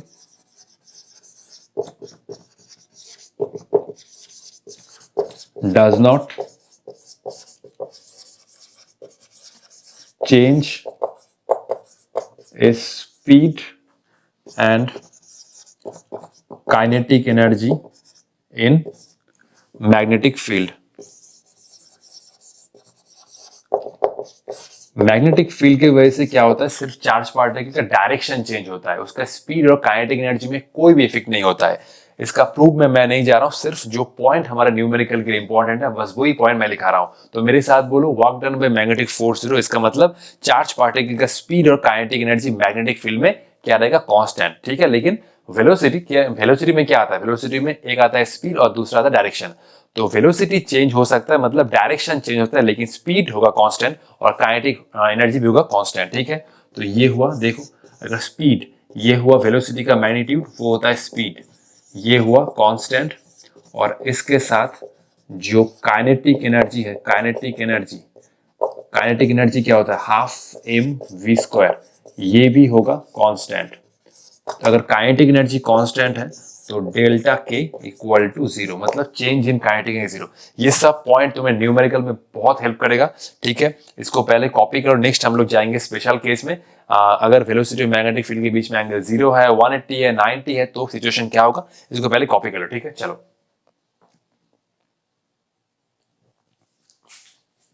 ये 3 स्पेशल केसेस बहुत बहुत इंपॉर्टेंट है और इंटरेस्टिंग है, तो आओ एक एक करके समझते हैं। देखो, ये हुआ expression, general expression F equal to Q V B sine theta. Theta क्या है, थीटा है वेलोसिटी और मैग्नेटिक फील्ड के बीच में एंगल। मान लो अब थीटा 0 है, थीटा 0 का मतलब क्या है, वेलोसिटी और मैग्नेटिक फील्ड दोनों ही पैरेलल है। तो इस केस में क्या हुआ, देखो इस केस में चार्ज पार्टिकल के ऊपर जो फोर्स है F equal to Q V B sine 0 degree, तो ये हुआ 0। जब वेलोसिटी और मैग्नेटिक फील्ड पैरेलल है तो चार्ज पार्टिकल पर कोई भी फोर्स नहीं अप्लाई हो रहा है, और थीटा इक्वल टू 180, मतलब वेलोसिटी और मैग्नेटिक फील्ड एंटी पैरेलल है। तो इस केस में भी क्या होगा, साइन 180 का वैल्यू क्या होता है, साइन 180 का ही वैल्यू होता है 0, ठीक है। तो देखो दोनों ही केस में क्या हो रहा है, चार्ज पार्टिकल के ऊपर फोर्स तो 0, तो सर अब क्या होगा, चार्ज पार्टिकल क्या रुका रहेगा या क्या कुछ होगा, मतलब चेंज क्या होगा, कुछ होगा या नहीं होगा। देखो दोनों ही केस में चार्ज पार्टिकल के ऊपर फोर्स 0, तो इसका मतलब चार्ज पार्टिकल जिस डायरेक्शन में जा रहा था उसी डायरेक्शन में जाएगा विदाउट चेंजिंग स्पीड, ठीक है। तो इस केस में क्या हुआ, इस केस में चार्ज पार्टिकल इस डायरेक्शन में जा रहा है तो वो वही डायरेक्शन में जाएगा विदाउट चेंजिंग स्पीड। भी स्पीड के साथ जा रहा था, उसी स्पीड के साथ इस डायरेक्शन में जाएगा, ठीक है। और इस केस में क्या हो रहा है, चार्ज पार्टिकल इस डायरेक्शन में जा रहा है, मैग्नेटिक फील्ड इसके ऑपोजिट डायरेक्शन में है।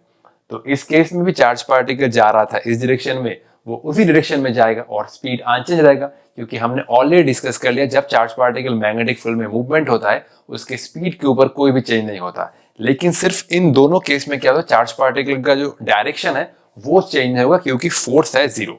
बेसिकली मैग्नेटिक फील्ड के कारण जो फोर्स अप्लाई होता है उसके कारण बेसिकली चार्ज पार्टिकल का डायरेक्शन चेंज होता है, स्पीड चेंज नहीं होता है, ठीक है। तो दोनों ही केस में force 0, charge particle direction unchanged रहेगा, चार्ज पार्टिकल जा रहा था इधर वो उधर ही जाएगा, इस केस में चार्ज पार्टिकल जा रहा था इधर उधर ही जाएगा, लेकिन स्पीड कांस्टेंट रहेगा, ठीक है। देखो इस केस में क्या हुआ, इस केस में वेलोसिटी मैग्नेटिक फील्ड के साथ परपेंडिकुलर है।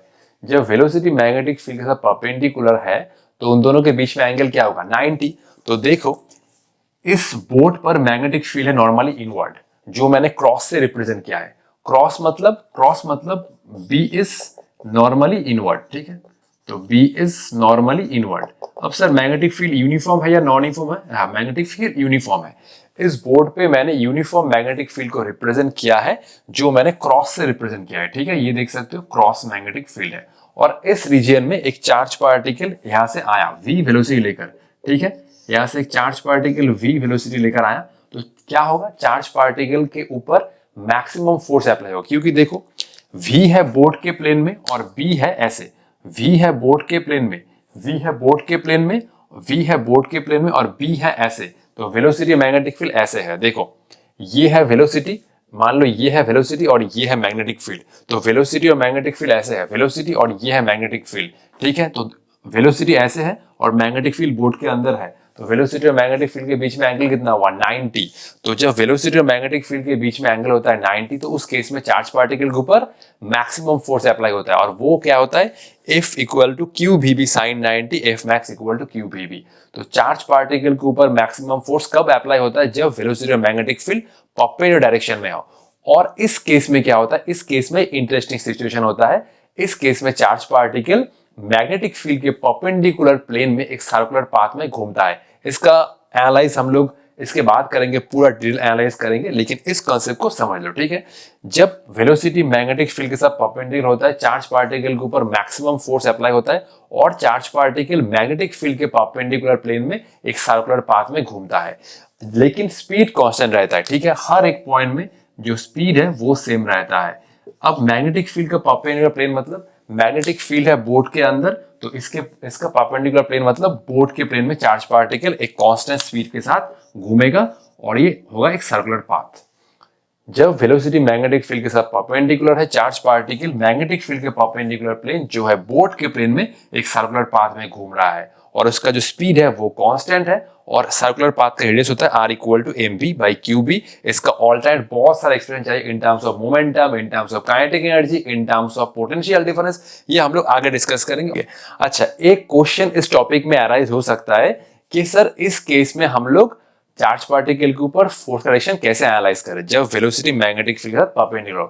देखो, हर एक सिचुएशन में right hand thumb rule applicable है। तुम जो भी प्रॉब्लम आए उससे जस्ट वी से बी की तरफ ये 4 उंगली घुमा दो, ये थंब का डायरेक्शन तुम्हें देगा फोर्स का डायरेक्शन। ठीक है, ठीक है। तो इस केस में देखो, इस केस में हर एक अलग अलग पॉइंट पर फोर्स का डायरेक्शन होगा टुवर्ड्स द सेंटर। ये हम लोग आगे डिस्कस करेंगे, अभी भी दिखा देता हूं। ठीक है, देखो, तो ये हुआ फोर्स और ये हुआ magnetic field. Magnetic field board के अंदर है, तो V क्रॉस B किया। ठीक है, इस पॉइंट का बात कह रहा हूं, V क्रॉस B किया, थंब आ रहा है ऐसे। ठीक है, तो इस पॉइंट पर फोर्स है टुवर्ड्स द सेंटर। ठीक है, ये हुआ फोर्स। ठीक है, नेक्स्ट अगर इस पॉइंट का बात तुम कहना चाहते हो तो देखो, वेलोसिटी है इधर, मैग्नेटिक फील्ड है बोर्ड के अंदर। ठीक है, वेलोसिटी इधर, मैग्नेटिक फील्ड बोर्ड के अंदर। तो ये मैंने घुमाया, देखो वेलोसिटी से ये हुआ वेलोसिटी, मैग्नेटिक फील्ड है बोर्ड के अंदर। तो ये मैंने जो, ये मेरा जो 4 फिंगर है, ये मेरा जो 4 उंगली है, ये मैंने वेलोसिटी से मैग्नेटिक फील्ड की तरफ घुमाया, क्योंकि क्या Q V cross B, V से B की तरफ ये 4 उंगली घुमाओ, थंब का डायरेक्शन तुम्हें देगा फोर्स का डायरेक्शन। ठीक है, तो ये हुआ वेलोसिटी, ये हुआ मैग्नेटिक फील्ड। वेलोसिटी इधर, इस पॉइंट पर मैग्नेटिक फील्ड अंदर, तो ये मैंने घुमाया, इस पॉइंट पर फोर्स का डायरेक्शन है ऐसे। ठीक है, तो इस पॉइंट पर जो फोर्स का डायरेक्शन है वो ऐसे। ठीक है, बेसिकली हर एक पॉइंट पर जो फोर्स का डायरेक्शन होगा वो होगा टुवर्ड्स द सेंटर। ठीक है, हर एक पॉइंट पर जो फोर्स का डायरेक्शन होगा वो होगा टुवर्ड्स द सेंटर। ठीक है, तो ये हुआ मान लो सेंटर हर एक पॉइंट पर। ठीक है, ये हम लोग आगे डिस्कस करेंगे। ये है यूनिफॉर्म सर्कुलर मोशन का कांसेप्ट। ठीक है, तो हर एक सिचुएशन में तुम V क्रॉस B मतलब राइट हैंड थंब रूल से चार्ज पार्टिकल के ऊपर फोर्स का डायरेक्शन एनालाइज कर सकते हो। लेकिन sir Fleming left hand rule कब अप्लाई करें? देखो, फ्लेमिंग लेफ्ट हैंड रूल तुम तभी अप्लाई कर सकते हो जब ये वाला सिचुएशन है, velocity perpendicular to magnetic field. Right hand thumb rule always applicable, लेकिन अगर तुम Fleming left hand rule use करना चाहते हो तो Fleming left hand rule just इसी सिचुएशन में अप्लाई होगा जब वेलोसिटी मैग्नेटिक फील्ड के साथ परपेंडिकुलर है। ठीक है, फ्लेमिंग लेफ्ट हैंड रूल क्या है? Fleming left hand rule, Fleming left hand rule ये है कि थंब, ठीक है, और ये हुआ 4 फिंगर, ठीक है, और ये हुआ सेंट्रल फिंगर, ये हुआ फादर मीन्स फोर्स, ये हुआ magnetic field, okay, magnetic field, और ये हुआ वेलोसिटी। ठीक है, तो ये हुआ फ्लेमिंग लेफ्ट हैंड रूल का सिग्निफिकेंस। तुम चाहे तो राइट हैंड थंब रूल से भी कर सकते हो। अगर तुम Fleming left hand rule use करना चाहते हो तो फ्लेमिंग लेफ्ट हैंड रूल सिर्फ इस वाले सिचुएशन में ही अप्लाई होगा। बार बार चिल्ला कह रहा हूं, right hand thumb rule always applicable to find direction of force, but Fleming left hand rule is only applicable to find direction of force when velocity is perpendicular to magnetic field. देखो, ये होता है father mother child, actually इसको तुम कह सकते हो child मतलब करंट और वेलोसिटी, इसके इसमें करंट नहीं है तो वेलोसिटी। फादर मतलब फोर्स, ये हुआ थंब फोर्स, ठीक है, और ये हुआ 4 फिंगर। ये तीनों फिंगर को ऐसे परपेंडिकुलर डायरेक्शन में रखना होगा। ये घुमाते घुमाते हम लोग क्या करते हैं, ये एक्चुअली ये तीनों फिंगर हमें घुमाना पड़ता है अकॉर्डिंग टू द सिचुएशन। लेकिन हम लोग क्या करते हैं, ऑलमोस्ट जो देखोगे स्टूडेंट को, ठीक है, जो फ्रेंड को देखोगे घुमाते घुमाते ना ये ऐसे कर देते हैं। ठीक है, ये मैं भी करता था जब मैं स्टूडेंट था। ठीक है, ये एक्चुअली ये फिक्स रहना होता है और ये घुमाना होता है, लेकिन घुमाते घुमाते ऐसे हो जाता है डायरेक्शन। ठीक है, तब तो पूरा सिचुएशन गया। ठीक है, तो ये हुआ थंब, ठीक है, ये तीनों फिंगर को परपेंडिकुलर डायरेक्शन में रखना होता है, परपेंडिकुलर, ठीक है, एक दूसरे के साथ 90 डिग्री पोजीशन में है। तो ये हुआ थंब, थंब रिप्रेजेंट कर रहा है फोर्स, ये हुआ 4 फिंगर जो रिप्रेजेंट करता है मैग्नेटिक फील्ड, और ये हुआ सेंट्रल फिंगर जो रिप्रेजेंट करता है वेलोसिटी। तो father mother child, father means force, mother means magnetic field, और ये चाइल्ड जब करंट आया करंट, और नहीं तो वेलोसिटी। ठीक है, तो इस पॉइंट में तुम फ्लेमिंग लेफ्ट हैंड अप्लाई करके देख सकते हो कि इस पॉइंट पर जो फोर्स है वो है टुवर्ड द सेंटर। ठीक है, देखो चलो दिखा रहा हूं। ठीक है, ये पेन मुझे पॉकेट पे रखने दो। ठीक है, तो father mother child, force magnetic field का है, मैग्नेटिक फील्ड है इधर, वेलोसिटी का है, वेलोसिटी है ऊपर, तो देखो ये थंब आ रहा है टुवर्ड्स द सेंटर, ठीक है। Father mother child, force father mother child, force magnetic field, इस केस में तो करंट नहीं है, तो इस केस में जो सेंट्रल फिंगर है वो रिप्रेजेंट कर रहा है वेलोसिटी, और यही है फ्लेमिंग लेफ्ट हैंड रूल। तो देखो ये हुआ मैग्नेटिक फील्ड जो बोर्ड के अंदर है, और ये हुआ सेंट्रल फिंगर जो वेलोसिटी रिप्रेजेंट कर रहा है, और ये हुआ थंब जो रिप्रेजेंट कर रहा है direction of force towards the centre, ठीक है। हर एक पॉइंट में तुम Fleming left hand rule apply कर सकते हो इस केस में, क्योंकि हर एक पॉइंट में वेलोसिटी और मैग्नेटिक फील्ड के बीच में एंगल 90। इस पॉइंट में देखो, इस पॉइंट में फोर्स है टुवर्ड्स सेंटर, देखो ये हुआ थंब, तो मैग्नेटिक फील्ड का है, मैग्नेटिक फील्ड है अंदर, वेलोसिटी है नीचे इस पॉइंट पर, क्योंकि पार्टिकल ऐसे घूम रहा है। मैग्नेटिक फील्ड है बोर्ड के अंदर, देखो मैग्नेटिक फील्ड है बोर्ड के अंदर, वेलोसिटी है नीचे, और ये थंब रिप्रेजेंट कर रहा है टुवर्ड्स द राइट, और थंब भी है फोर्स का डायरेक्शन, ठीक है। तो इसको पहले कॉपी कर लो। नेक्स्ट हम लोग इसी को ही और बहुत बेहतरीन तरीके से एनालाइज करेंगे, और कुछ फॉर्मूला सीखेंगे, और कुछ कंसेप्ट सीखेंगे जो न्यूमेरिकल्स में हमें बहुत हेल्प करेगा, ठीक है। इसको पहले कॉपी कर लो। तो चलो 1 2 3 4 5 6 7 8 9 10। तो अब हम लोग केस 3 का ही और थोड़ा डिटेल्स में एनालाइज करेंगे, इसके पीछे क्या क्या हो रहा है, क्यों चार्ज पार्टिकल सर्कुलर पाथ में घूम रहा है, तो और उसका टाइम पीरियड क्या है, एंगुलर फ्रीक्वेंसी क्या है, वो हम लोग सीखेंगे, ठीक है, कि कैसे हम लोग निकालते हैं। इसका थोड़ा मैं डेरिवेशन आप लोगों को दिखाऊंगा ताकि आप लोग प्रोसेस को समझ सके, क्योंकि ये वाला कॉन्सेप्ट डेरिवेशन बोलो न्यूमेरिकल बोलो उसके लिए बहुत इंपॉर्टेंट है, ठीक है। तो देखो analysing when theta 90 means charge particle के वेलोसिटी और मैग्नेटिक फील्ड के बीच में एंगल 90।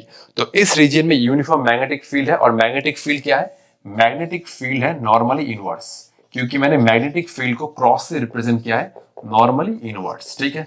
देख सकते हो हर क्रॉस के बीच में सेम डिस्टेंस है और सब पैरेलल है, ठीक है।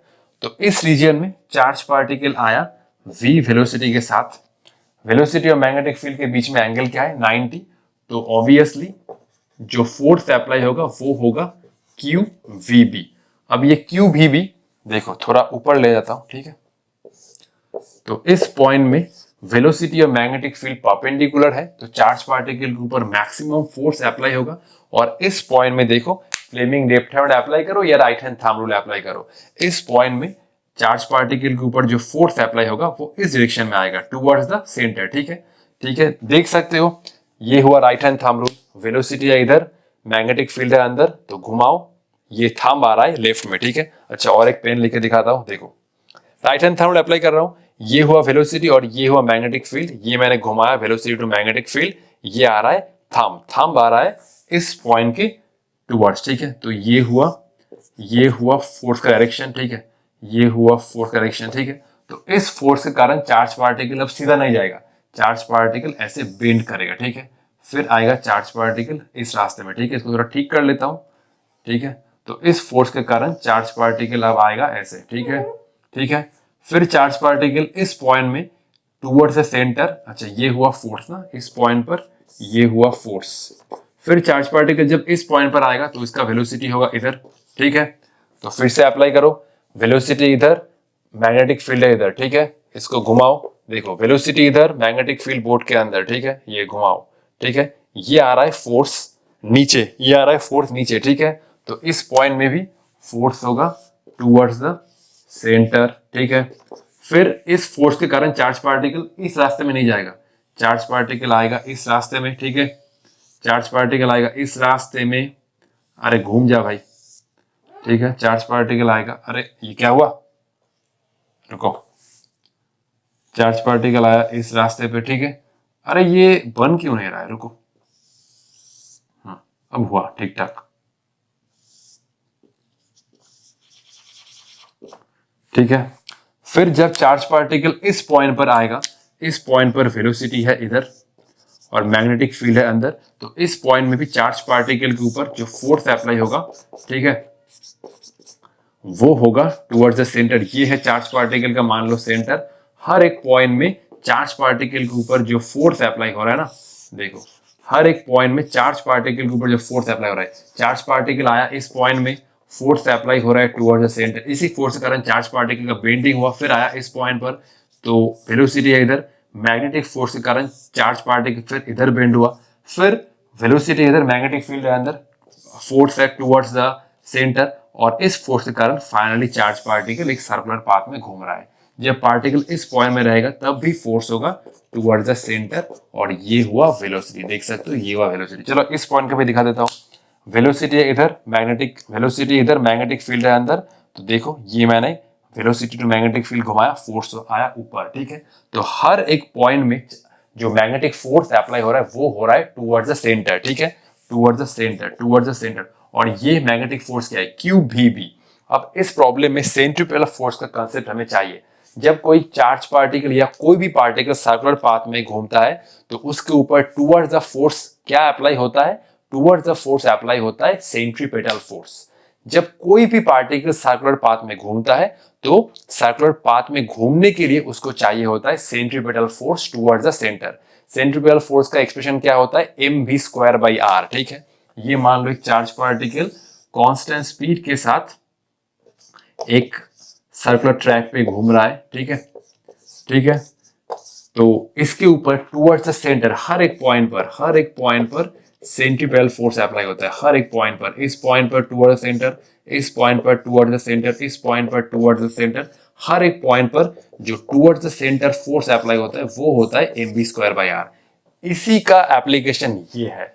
इस केस में चार्ज पार्टिकल एक सर्कुलर पाथ में घूम रहा है और उसके ऊपर जो towards the centre force apply हो रहा है QBB, और यही फोर्स चार्ज पार्टिकल को नेसेसरी सेंट्रीपिटल फोर्स प्रोवाइड कर रहा है। सेंट्रीपिटल फोर्स कोई नया फोर्स नहीं है, कोई एक फोर्स सेंट्रीपिटल फोर्स बन जाता है। जैसे हम लोग सीरियल में देखते हैं ना, एक लड़की नागिन बन जाता है, वैसे ही इस केस में जो मैग्नेटिक फोर्स है QBB वो सेंट्रीपिटल फोर्स का रूप ले रहा है। इस केस में चार्ज पार्टिकल सर्कुलर पाथ में घूम रहा है और चार्ज पार्टिकल के ऊपर हर एक पॉइंट में टुवर्ड्स द सेंटर एक फोर्स अप्लाई हो रहा है जो हो रहा है QBB, और यही फोर्स बेसिकली चार्ज पार्टिकल के ऊपर जो सेंट्रीपिटल फोर्स है वो प्रोवाइड कर रहा है। जब कोई भी पार्टिकल सर्कुलर पाथ में घूमता है तो उसके लिए उसको चाहिए सेंट्रीपिटल फोर्स जो अप्लाई होता है टुवर्ड्स द सेंटर। एक्सप्रेशन है mv²/r। इस केस में चार्ज पार्टिकल जब सर्कुलर पाथ में घूम रहा है तो उसके ऊपर टुवर्ड्स द सेंटर हर एक पॉइंट में देखो ये वाला मैग्नेटिक फोर्स अप्लाई हो रहा है, और यही वाला मैग्नेटिक फोर्स सेंट्रीपिटल फोर्स का रूप ले रहा है, ठीक है। तो हम लोग बेसिकली F max जो मैग्नेटिक फोर्स है उसके साथ सेंट्रीपिटल फोर्स को इक्वेट कर सकते हैं, तो ये हुआ Fc। अच्छा, मैं फास्ट लाइन को पहले लिखता हूं Fc, ठीक है। तो बेसिकली इस केस में मैग्नेटिक फोर्स सेंट्रीपिटल फोर्स का रूप ले रहा है, ठीक है। तो ये मैं लिख सकता हूं Fc equal to F max। Fc क्या है, सेंट्रीपिटल फोर्स, यही वाला फोर्स बेसिकली सेंट्रीपिटल फोर्स बन रहा है टुवर्ड्स द सेंटर, ये हुआ Fc। अच्छा, ये हुआ mv²/r और ये हुआ q into v into b, v से v गया v, ये हुआ mv/r और ये हुआ q इंटू b, ये हुआ r equal to mv/qb, that is the radius of the path. और इस केस में देखो, इस केस में ये वाला चार्ज पार्टिकल का मोशन होगा एक यूनिफॉर्म सर्कुलर मोशन, क्योंकि यूनिफॉर्म सर्कुलर मोशन में क्या होता है, जो वेलोसिटी का स्पीड है वो कांस्टेंट रहता है लेकिन डायरेक्शन चेंज होता है। वेलोसिटी का दो पार्ट होता है, एक तो होता है मैग्नीट्यूड, दूसरा होता है डायरेक्शन। इस केस में चार्ज पार्टिकल कांस्टेंट स्पीड के साथ सर्कुलर पाथ में घूम रहा है, तो हर एक रोटेशन में उसका जो स्पीड है वो कांस्टेंट रहता है, और जो डायरेक्शन है देखो हर एक पॉइंट पर, इस पॉइंट पर डायरेक्शन इधर, इस पॉइंट डायरेक्शन इधर, इस पॉइंट में डायरेक्शन इधर, हर एक पॉइंट में जो वेलोसिटी डायरेक्शन है वो चेंज हो रहा है लेकिन स्पीड कांस्टेंट है। तो इसीलिए चार्ज पार्टिकल का जब वेलोसिटी मैग्नेटिक फील्ड के साथ परपेंडिकुलर है और ये वाला मोशन हो रहा है तो चार्ज पार्टिकल का मोशन है यूनिफॉर्म सर्कुलर मोशन, ठीक है। ये नोट करके लिख लेना, uniform circular motion. Uniform circular motion में चार्ज पार्टिकल का जो रेडियस होता है वो होता है r इक्वल टू mv/qb, और इसका हम लोग टाइम पीरियड निकाल सकते हैं। अच्छा, टाइम पीरियड क्या होगा, टाइम पीरियड होगा 2πr/v, ये हो जाएगा 2π/v, ये हुआ mv/qb। सर आपने तो बोला था वन शॉट न्यूमेरिकल, फिर आप डेरिवेशन दिखा रहे, देखो ये वाला प्रोसेस इंपॉर्टेंट है। न्यूमेरिकल तो हम लोग करेंगे लेकिन प्रोसेस को समझ लो एक बार, ठीक है। अगर मैंने ये वाला फॉर्मूला डायरेक्ट लिख दिया तो फिजिक्स को फील नहीं कर पाओगे कि इसके पीछे क्या क्या हो रहा है। इस केस में चार्ज पार्टिकल जब वेलोसिटी मैग्नेटिक फील्ड परपेंडिकुलर है तो चार्ज पार्टिकल देखो, चार्ज पार्टिकल एक सर्कुलर पाथ में घूम रहा है और इस सर्कुलर पाथ के हर एक पॉइंट के ऊपर, हर एक पॉइंट में चार्ज पार्टिकल के ऊपर towards the centre magnetic force apply हो रहा है, और यही मैग्नेटिक फोर्स चार्ज पार्टिकल को नेसेसरी सेंट्रीपिटल फोर्स प्रोवाइड कर रहा है घूमने के लिए। और अगर magnetic force centripetal force provide नहीं कर पाता तो चार्ज पार्टिकल नहीं घूमता। चार्ज पार्टिकल सर्कुलर पाथ में इसीलिए घूम रहा है क्योंकि मैग्नेटिक फोर्स चार्ज पार्टिकल को नेसेसरी सेंट्रीपिटल फोर्स प्रोवाइड कर रहा है, ठीक है। और इसी को हमने इस इक्वेशन में अप्लाई किया। टी मतलब क्या है, टाइम पीरियड। टाइम पीरियड मतलब एक रोटेशन करने के लिए चार्ज पार्टिकल कितना टाइम चाहिए। 2 पाई by V, R equal to M V by Q B, V से वी कैंसिल, तो ये हुआ T equal to 2 pi M by Q B, T equal 2 pi M by Q B. देखो time period velocity के ऊपर depend नहीं कर रहा, टाइम पीरियड मास और चार्ज के ऊपर डिपेंड कर रहा है। और इसको हम लोग कहते हैं ओमेगा इक्वल टू, ये होता है 2 पाई बाई टी। अच्छा, ये तुम कर सकते हो 2 पाई बाई टी, तो ये हुआ 2 पाई, टी का उल्टा कर दो क्यू बी। अच्छा बेटर फ्रीक्वेंसी लिखो, लीनियर फ्रीक्वेंसी, ठीक है।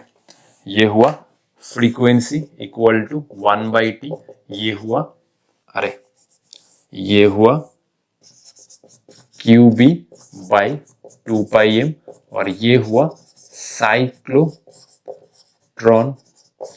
Frequency.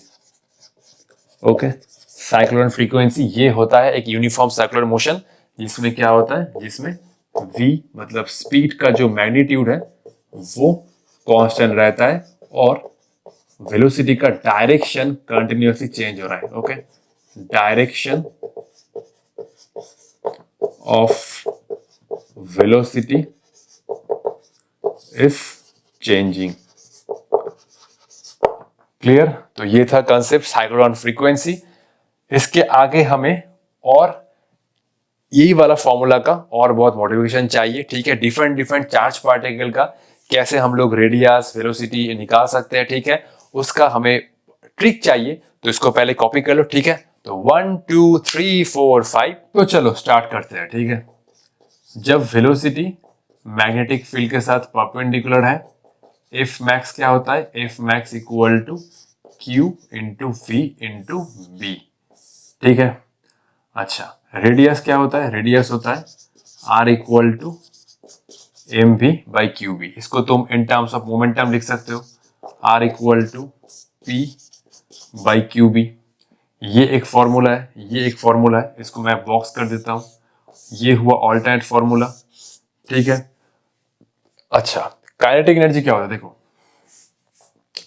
Kinetic energy equal to P square by 2m। तो P को तुम लिख सकते हो अंडर रूट 2m के, ठीक है। तो यही वाला एक्सप्रेशन को तुम और एक टर्म लिख सकते हो, P equal to under root 2m K by Q B. ये एक्सप्रेशन हुआ इन टर्म्स ऑफ वेलोसिटी, ये हुआ रेडियस का expression in terms of momentum, ये हुआ रेडियस का expression in terms of kinetic energy, ठीक है, under root 2m K by Q B. अच्छा, और एक कंसेप्ट चाहिए। मान लो ये है एक प्लेट और ये है दूसरा प्लेट। इस प्लेट पर पोटेंशियल है 0, इस प्लेट पर पोटेंशियल है v, ठीक है। इलेक्ट्रॉन जब इस प्लेट से जब इस प्लेट पे जाएगा, ठीक है, इलेक्ट्रॉन, तब क्या होगा, जो काइनेटिक एनर्जी में गेन हुआ वही हुआ पोटेंशियल एनर्जी में loss, half M V square equal to E V. मान लो, ठीक है, इलेक्ट्रॉन जब इस प्लेट से इस प्लेट पे गया, तो जब इस प्लेट से गया, ठीक है, ये हुआ वेलोसिटी 0 और ये हुआ velocity equal to v। Electron जब दो प्लेट के बीच में एक पोटेंशियल डिफरेंस में मूव कर रहा है, तो ऑब्वियसली इलेक्ट्रॉन का जो स्पीड है वो इंक्रीज होगा। तो ये हुआ increase in kinetic energy equal to loss in potential energy according to law of energy conservation. Electron ने जितना काइनेटिक एनर्जी गेन किया उतना ही पोटेंशियल एनर्जी लॉस किया, ठीक है। तो ये हुआ half into M into V square, और ये हुआ गेन इन पोटेंशियल एनर्जी, ठीक है। इसको तुम एक काम कर, 2m से मल्टीप्लाई करो, 2m into half M V square, ये हुआ twice M E V, 2 cancel, ये हुआ M square V square equal to twice M E V, ये हुआ M V under root find करो, ये हुआ ट्वाइस एम ई वी, ठीक है, ठीक है। तो इसका तुम ऑल्टरनेट एक्सप्रेशन लिख सकते हो, ठीक है, ये हुआ, ठीक है। अच्छा, इसको मैं यहाँ पर बॉक्स हटा रहा हूं, ठीक है, ठीक है। देखो, तो ये हुआ एम वी इक्वल टू, ये हुआ twice M E V, twice M E V by Q B. Better इसको तुम एक जगह पर सेम ही लिख सकते हो, के इक्वल टू की भी होता है, सेम चीज है। R equal to under root twice M, K की जगह लिख सकते हो E इंटू वी, ठीक है। E is charge of electron, V is potential difference between cathode and anode, ठीक है, कैथोड एंड एनोड, ठीक है। अच्छा, डिफरेंट चार्ज पार्टिकल का हमें क्या चाहिए, मास और चार्ज का जो कंपैरिजन है वो चाहिए न्यूमेरिकल पर्पस, ठीक है। एक्चुअली इलेक्ट्रॉन का जो मास है, प्रोटॉन का मास है, वो तुम्हें क्वेश्चन पेपर में दिया हो रहेगा, लेकिन जो कंपैरिजन वाला टर्म है वो हमें चाहिए, ठीक है, ठीक है।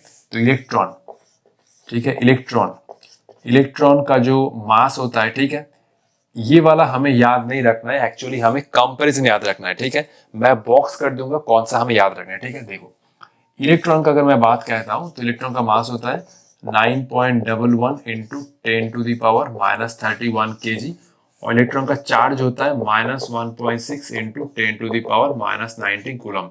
ये सब याद रखने का जरूरत नहीं है, तुम कर सकते हो, ठीक है। इलेक्ट्रॉन, प्रोटॉन, प्रोटॉन का जो मास होता है वो होता है mp इक्वल टू, ये होता है 1.67 into 10 to the power minus 27 kg।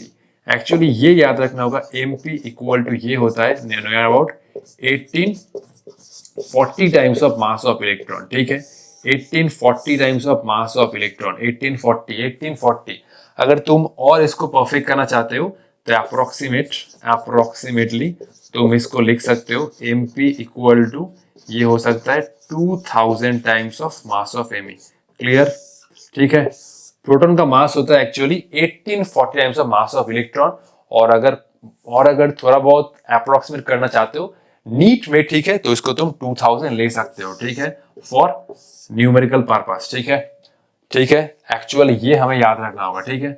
अच्छा, प्रोटॉन का चार्ज क्या होता है, प्रोटॉन का चार्ज इलेक्ट्रॉन का जस्ट उल्टा होता है 1.6 into 10 to the power minus 19 coulomb, ठीक है।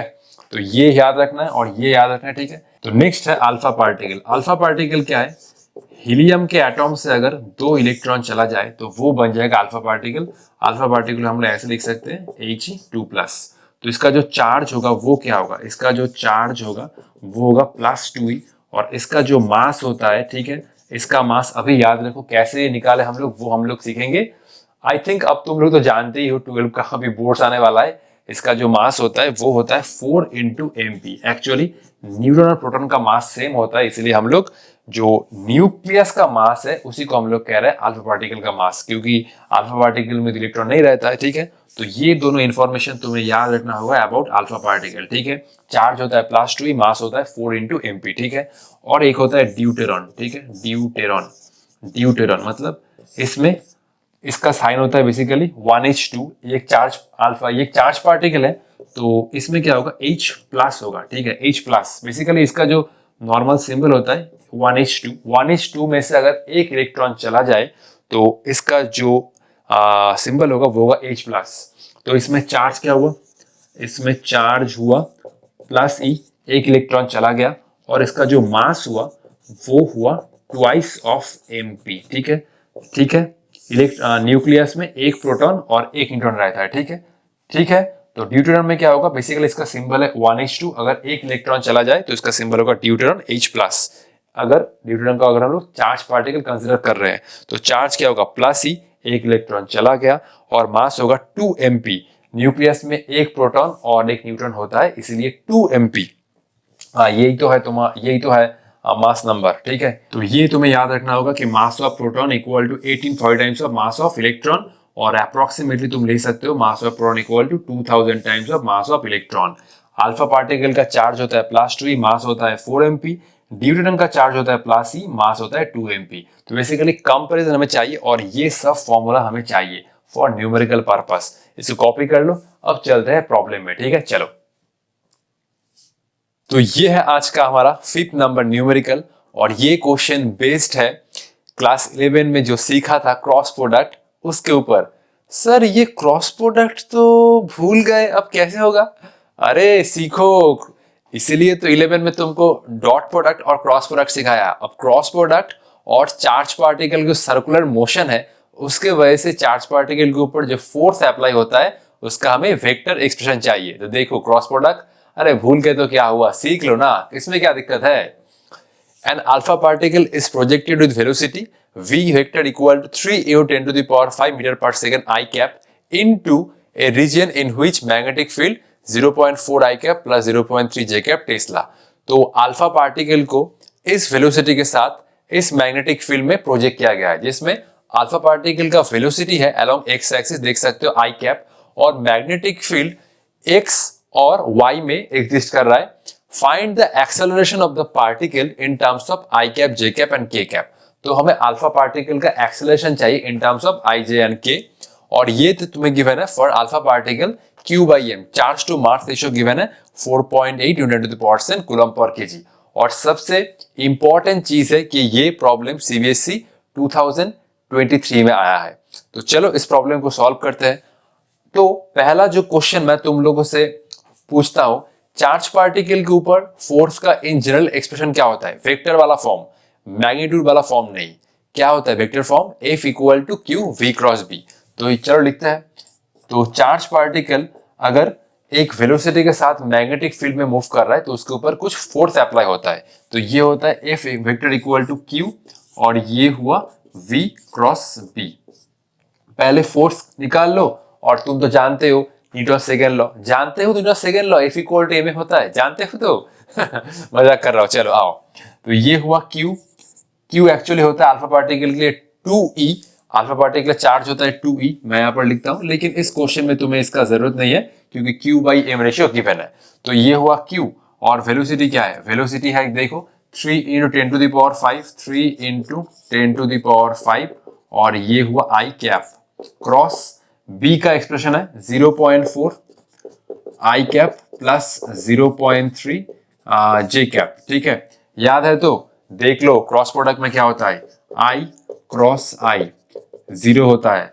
सिमिलर यूनिट वेक्टर का क्रॉस प्रोडक्ट होता है 0, इसी तरह J cross J, K cross K 0। ठीक है, लेकिन देखो I J K ये है एक साइक्लिक ऑर्डर। ठीक है, अगर I क्रॉस J होता है, ठीक है, तो ये होता है cyclic order. Next I cross J, तो इसके बाद होता है K कैप। ठीक है, अगर K cap cross J cap होता है, K क्रॉस J, तो ये हुआ K से J, तो ये हुआ एंटी साइक्लिक, तो ये हुआ माइनस I कैप। मतलब मान सकते हो clockwise anti clockwise, simple. I से J चल रहे हो तो I cross J K cap, K cross J anti clockwise चल रहे हो तो माइनस, उसके बाद है I कैप। ठीक है, मान लो नेक्स्ट है I cap cross K cap, I cross K, तो I क्रॉस K चल रहे हो एंटी क्लॉकवाइज, तो I क्रॉस K इसलिए माइनस, I क्रॉस K के बाद है J कैप। ठीक है, तो ये हुआ क्रॉस प्रोडक्ट का इंपॉर्टेंट कुछ नोटिफिकेशन जो तुम मोबाइल में देखते रहते हो, आया आया नोटिफिकेशन। ठीक है ठीक है, तो इसके वजह से I क्रॉस I तो 0, सिर्फ इसका और इसका होगा क्रॉस प्रोडक्ट। ठीक है, क्योंकि I क्रॉस I तो 0, तो ये हुआ Q, और ये हुआ 3 इंटू 10 टू द पावर 5, और ये कितना हुआ 0.3, ये हुआ 0.3, और ये हुआ I cross J। I cross J कितना होता है? I cross J K cap होता है। ठीक है, तो मैंने इसको उठाया ऊपर, इस पॉइंट को उठाया ऊपर, ये हुआ 10, अच्छा ये हुआ Q, और ये हुआ 3 इंटू 3 9, और ये हुआ 10 टू द पावर 4, और ये हुआ K कैप। ये तो हुआ एक्सेलरेशन, लेकिन हमें चाहिए क्या? सॉरी, ये तो हुआ फोर्स, लेकिन हमें चाहिए एक्सेलरेशन। तो एक्सेलरेशन का फॉर्मूला क्या होगा? ये होता है F equal to M into A vector. तो ये हुआ A vector equal to F vector by M। A vector क्या है? Q, तो ये हुआ Q बाई M, और ये हुआ 9 इंटू 10 टू द पावर 4, और ये हुआ K कैप। एक बार चेक कर लेते हैं ना, ये पॉइंट उठा 3 into 3 9, 10 to the power 9 to the power 4, 4 K cap. ठीक है, तो ये हुआ Q बाई M रेशियो क्या गिवन है? 4.8, और ये गिवन है 10 टू द पावर 7, और ये हुआ 9 इंटू 10 टू द पावर 4, और ये हुआ K कैप। ठीक है, तो 48 इंटू 9 कितना होता है? देखो कैलकुलेट करो, 48 इंटू 9, और ये हुआ 40, अच्छा ये इतना 43.2 आएगा, तो ये हुआ 43.2 into 10 to the power 11 K cap, और एक्सेलरेशन का यूनिट आएगा मीटर पर सेकेंड स्क्वायर में। एक बार चेक कर लेता हूं। ठीक है, तो ये हुआ 4.8 इंटू 9, ये हुआ 43.2 पॉइंट यहाँ है, और ये हुआ 7 plus 4 10 to the 11 K cap metre पर सेकेंड स्क्वायर। ठीक है, तो ये इसको मैं इरेज कर रहा हूं, तो ये हुआ एक्सेलरेशन। तो ये हुआ चार्ज पार्टिकल का एक्सेलरेशन इन टर्म्स ऑफ के कैप, क्योंकि हमें एक्सेलरेशन का सिर्फ मैग्नीट्यूड और साथ डायरेक्शन ही चाहिए, ठीक है। तो ये हुआ चार्ज पार्टिकल का एक्सेलरेशन और इसके साथ हमने क्रॉस प्रोडक्ट का थोड़ा बहुत नोटिफिकेशन भी याद कर लिया, ठीक है। तो चलो कॉपी कर लो, चलते हैं नेक्स्ट प्रॉब्लम में, ठीक है। तो 1 2 3 4 5 6 7 8 9 10। तो ये है आज का हमारा 6 नंबर क्वेश्चन और ये क्वेश्चन सीबीएसई 2019 का क्वेश्चन है। और इस क्वेश्चन में हमें सब चीज का कंसेप्ट चाहिए। जैसे हमने सीखा कि अगर चार्ज पार्टिकल का वेलोसिटी मैग्नेटिक फील्ड के साथ होता है परपेंडिकुलर, तो चार्ज पार्टिकल एक सर्कुलर पाथ में घूमता है और रेडियस क्या होता है, r equal to M V by Q B. और वही radius in terms of kinetic energy क्या होता है, under root 2m K by Q B.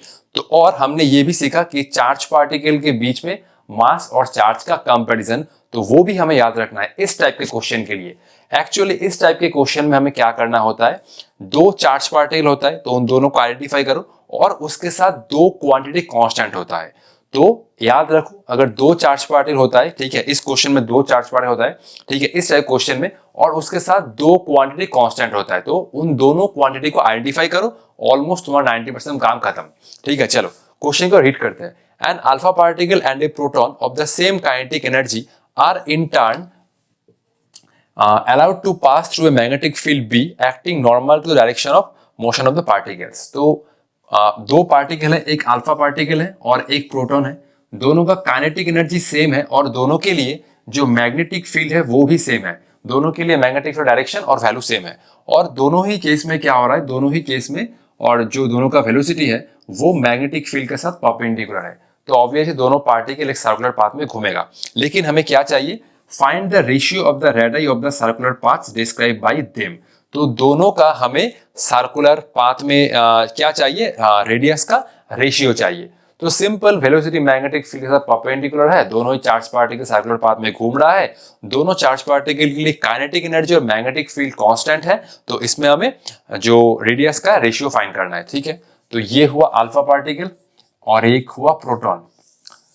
कौन सा क्वांटिटी कांस्टेंट है, ये हुआ काइनेटिक एनर्जी सेम, ठीक है, काइनेटिक एनर्जी सेम और क्या सेम है, मैग्नेटिक फील्ड सेम है, दोनों चार्ज पार्टिकल के लिए। और ये फॉर्मूला हम लोग जानते हैं कि जब काइनेटिक एनर्जी गिवन होता है तो रेडियस का फॉर्मूला क्या होता है, तो रेडियस का फॉर्मूला होता है r इक्वल टू ये होता है under root 2m K by ये हुआ क्यू बी। लेकिन दोनों ही चार्ज पार्टिकल के लिए काइनेटिक एनर्जी और मैग्नेटिक फील्ड क्या है, सेम है, ठीक है। इसको थोड़ा जूम करके लिखता हूं, तो ये हुआ r इक्वल टू ये हुआ under root 2m K by Q B. देखो 2 तो कांस्टेंट है, दोनों ही चार्ज पार्टिकल के लिए काइनेटिक एनर्जी कांस्टेंट है, मैग्नेटिक फील्ड कांस्टेंट है, तो बेसिकली r वेरी कर रहा है under root m by Q के साथ, under root m by Q, ठीक है। तो 2 तो कांस्टेंट है, दोनों चार्ज पार्टिकल के लिए काइनेटिक एनर्जी कांस्टेंट है, मैग्नेटिक फील्ड कांस्टेंट है, तो बेसिकली r वेरी कर रहा है under root m by Q के साथ, ठीक है। तो ये मैं लिखता हूं, अल्फा पार्टिकल के लिए रेडियस है r अल्फा और ये है प्रोटॉन के लिए रेडियस है r p। अब देखो r क्या है, अंडर रूट m के साथ प्रोपोर्शनल है, तो ये मैं लिखूंगा अल्फा पार्टिकल के लिए ये हुआ m अल्फा और प्रोटॉन के लिए ये हुआ m p। और रेडियस क्या है, चार्ज के साथ इनवर्सली प्रोपोर्शनल है, तो r अल्फा ये हुआ नीचे q अल्फा और ये हुआ r p, तो ये हुआ q p, ये q p होगा, ठीक है, ये हुआ q p, ठीक है, ये हुआ q p और ये हुआ m अल्फा। जैसे रेडियस अंडर रूट m के साथ प्रोपोर्शनल है और q के साथ इनवर्सली प्रोपोर्शनल है, तो ये हुआ r अल्फा और ये हुआ m अल्फा। r अल्फा क्या है, अल्फा पार्टिकल का रेडियस और ये हुआ अल्फा पार्टिकल का मास, ये हुआ अल्फा पार्टिकल का चार्ज, rp क्या है, प्रोटॉन का रेडियस और ये हुआ प्रोटॉन का मास और ये हुआ प्रोटॉन का चार्ज। अब हमें अल्फा पार्टिकल और प्रोटॉन का मास का कंपैरिजन चाहिए और ये होता है m alpha equal to 4mp, याद है, तो ये हुआ m अल्फा इक्वल टू ये हुआ 4mp। qp प्रोटॉन का चार्ज होता है, तुम प्लस ही ले लो, और q अल्फा होता है प्लस 2e। तो चलो करते हैं, ये हुआ r अल्फा बाई rp और ये हुआ m अल्फा हुआ 4mp और ये हुआ mp। qp मतलब है e और ये हुआ q alpha 2e, e cancel, ये mp कैंसिल, ये हुआ r alpha by rp। Under root 4 कितना आता है भाई, अंडर रूट 4 आता है 2 और ये नीचे है 2 कैंसिल, तो ये हुआ r अल्फा बाई rp। दोनों का रेडियस का जो रेशियो है वो आ रहा है 1 1/1, तो ये हुआ R alpha is to R P, ये हुआ 1:1। मतलब दोनों चार्ज पार्टिकल के लिए रेडियस का जो वैल्यू है वो सेम है। तो इसको कॉपी कर लो। चलते हैं सेम टाइप के प्रॉब्लम में नंबर 7, जो ऑलरेडी सीबीएसई क्वेश्चन में आया है। चलो ठीक है, तो ये है आज का हमारा न्यूमेरिकल नंबर 7 और ये क्वेश्चन भी एकदम शानदार है। तो चलो इसको करते हैं। A deuteron of kinetic energy 50 kilo electron volt is describing a circular orbit of radius 0.5 metre in a plane perpendicular to a magnetic field B। तो क्वेश्चन क्या गिवन है, ये है ड्यूटेरॉन, ये है ड्यूटेरॉन। ड्यूटेरॉन का क्या क्या इंफॉर्मेशन गिवन है, इसका काइनेटिक एनर्जी कितना है, ये है 50 किलो इलेक्ट्रॉन वोल्ट और ये एक सर्कुलर ऑर्बिट में भी घूम रहा है। सर्कुलर ऑर्बिट का रेडियस क्या है, ये हुआ आर डी, ये है 0.5 मीटर ड्यूटेरॉन के लिए, और मैग्नेटिक फील्ड बी है और सर्कुलर ऑर्बिट का रेडियस मैग्नेटिक फील्ड के साथ परपेंडिकुलर है। The kinetic energy of the proton that describes a circular path of radius 0.5 metre in the same plane with the same magnetic field. तो हमें proton का चाहिए काइनेटिक एनर्जी, लेकिन इस टाइप का क्वेश्चन मैंने बोला था दो चीज सेम रहता है ऑलमोस्ट, ठीक है। ये रेडियस यहाँ पर सेम नहीं भी हो सकता था, लेकिन प्रोटॉन के लिए क्या होता है, प्रोटॉन के लिए देखो हमें काइनेटिक एनर्जी का वैल्यू चाहिए और प्रोटॉन भी सर्कुलर पाथ में घूम रहा है और जिसका रेडियस तो सेम है और मैग्नेटिक फील्ड भी सेम है। तो प्रोटॉन सेम सर्कुलर ऑर्बिट में घूम रहा है, मतलब सेम रेडियस का सर्कुलर ऑर्बिट में प्रोटॉन के लिए मैग्नेटिक फील्ड का वैल्यू सेम है और प्रोटॉन का काइनेटिक एनर्जी का वैल्यू चाहिए। इसमें रेशियो नहीं, वैल्यू चाहिए। तो ये हुआ प्रोटॉन के लिए, प्रोटॉन के लिए, प्रोटॉन के लिए, प्रोटॉन के लिए, प्रोटॉन के लिए काइनेटिक एनर्जी का वैल्यू निकालना होगा। रेडियस ऑफ प्रोटॉन ये हुआ 0.5 मीटर और मैग्नेटिक फील्ड दोनों के लिए सेम है। तो हमें प्रोटॉन का चाहिए काइनेटिक एनर्जी, तो इसको मैं लिख लेता हूं बेटर kd, ये हुआ kd और ये हुआ प्रोटॉन के लिए काइनेटिक एनर्जी, इसको मैं kp से लिखता हूं। और रेडियस का क्या एक्सप्रेशन होता है इन टर्म्स ऑफ काइनेटिक एनर्जी, ये होता है √2mk/qb। तो स्क्वायर करो, ये हुआ r स्क्वायर और ये हुआ ट्वाइस mk/qb। तो काइनेटिक एनर्जी का एक्सप्रेशन हुआ, अच्छा नीचे स्क्वायर होगा ना, अरे रुको रुको प्रिंटिंग मिस्टेक, ये हुआ ट्वाइस mk और नीचे हुआ q स्क्वायर b स्क्वायर। तो k का एक्सप्रेशन हुआ r square q square b square और ये हुआ 2m। तो काइनेटिक एनर्जी हुआ q square b square r square by 2m। तो ये हुआ काइनेटिक एनर्जी का एक्सप्रेशन जब चार्ज पार्टिकल एक सर्कुलर पाथ में घूम रहा है और सर्कुलर पाथ का जो रेडियस है वह r। तो इसमें देखो दो चार्ज पार्टिकल के लिए क्या क्या सेम है, एक तो ये 2 सेम है और क्या है b सेम है और r भी सेम है ना, दोनों के लिए देखो r भी सेम है, ये रेडियस जो है वो भी सेम है। तो बेसिकली काइनेटिक एनर्जी वेरी किसके साथ कर रहा है, काइनेटिक एनर्जी वेरी कर रहा है q स्क्वायर के साथ और ये नीचे m है। बाकी दोनों चार्ज पार्टिकल के लिए r सेम है, b सेम है, 2 तो कांस्टेंट है। तो बेसिकली काइनेटिक एनर्जी इसके साथ वेरी कर रहा है q स्क्वायर बाई m के साथ, ठीक है। तो हम लोग यहाँ पर लिख सकते हैं प्रोटॉन का हमें चाहिए काइनेटिक एनर्जी, तो ये मैं लिखूंगा kp और ये हुआ kd और ये हुआ qp का स्क्वायर और नीचे हुआ qd का स्क्वायर, क्योंकि काइनेटिक एनर्जी चार्ज के स्क्वायर के साथ डायरेक्टली प्रोपोर्शनल है। तो ये हुआ kp qp स्क्वायर, ये हुआ kd qd स्क्वायर और काइनेटिक एनर्जी मास के साथ इनवर्सली प्रोपोर्शनल है। तो ये मैं लिखूंगा md, ये मैं लिखूंगा md और ये हुआ नीचे mp, ठीक है। तो काइनेटिक एनर्जी चार्ज के स्क्वायर के साथ प्रोपोर्शनल है और मास के साथ इनवर्सली प्रोपोर्शनल है। तो kp qp square, kd qd square, kd md और ये हुआ kp mp, ठीक है। तो ये हुआ kp, kd कितना है, kd है 50 किलो न्यूटन वोल्ट, नीचे हुआ 50 qp चार्ज पर, अच्छा प्रोटॉन का चार्ज कितना होता है, प्रोटॉन का चार्ज होता है e, ठीक है, और ड्यूटेरियम का चार्ज भी होता है e, ठीक है।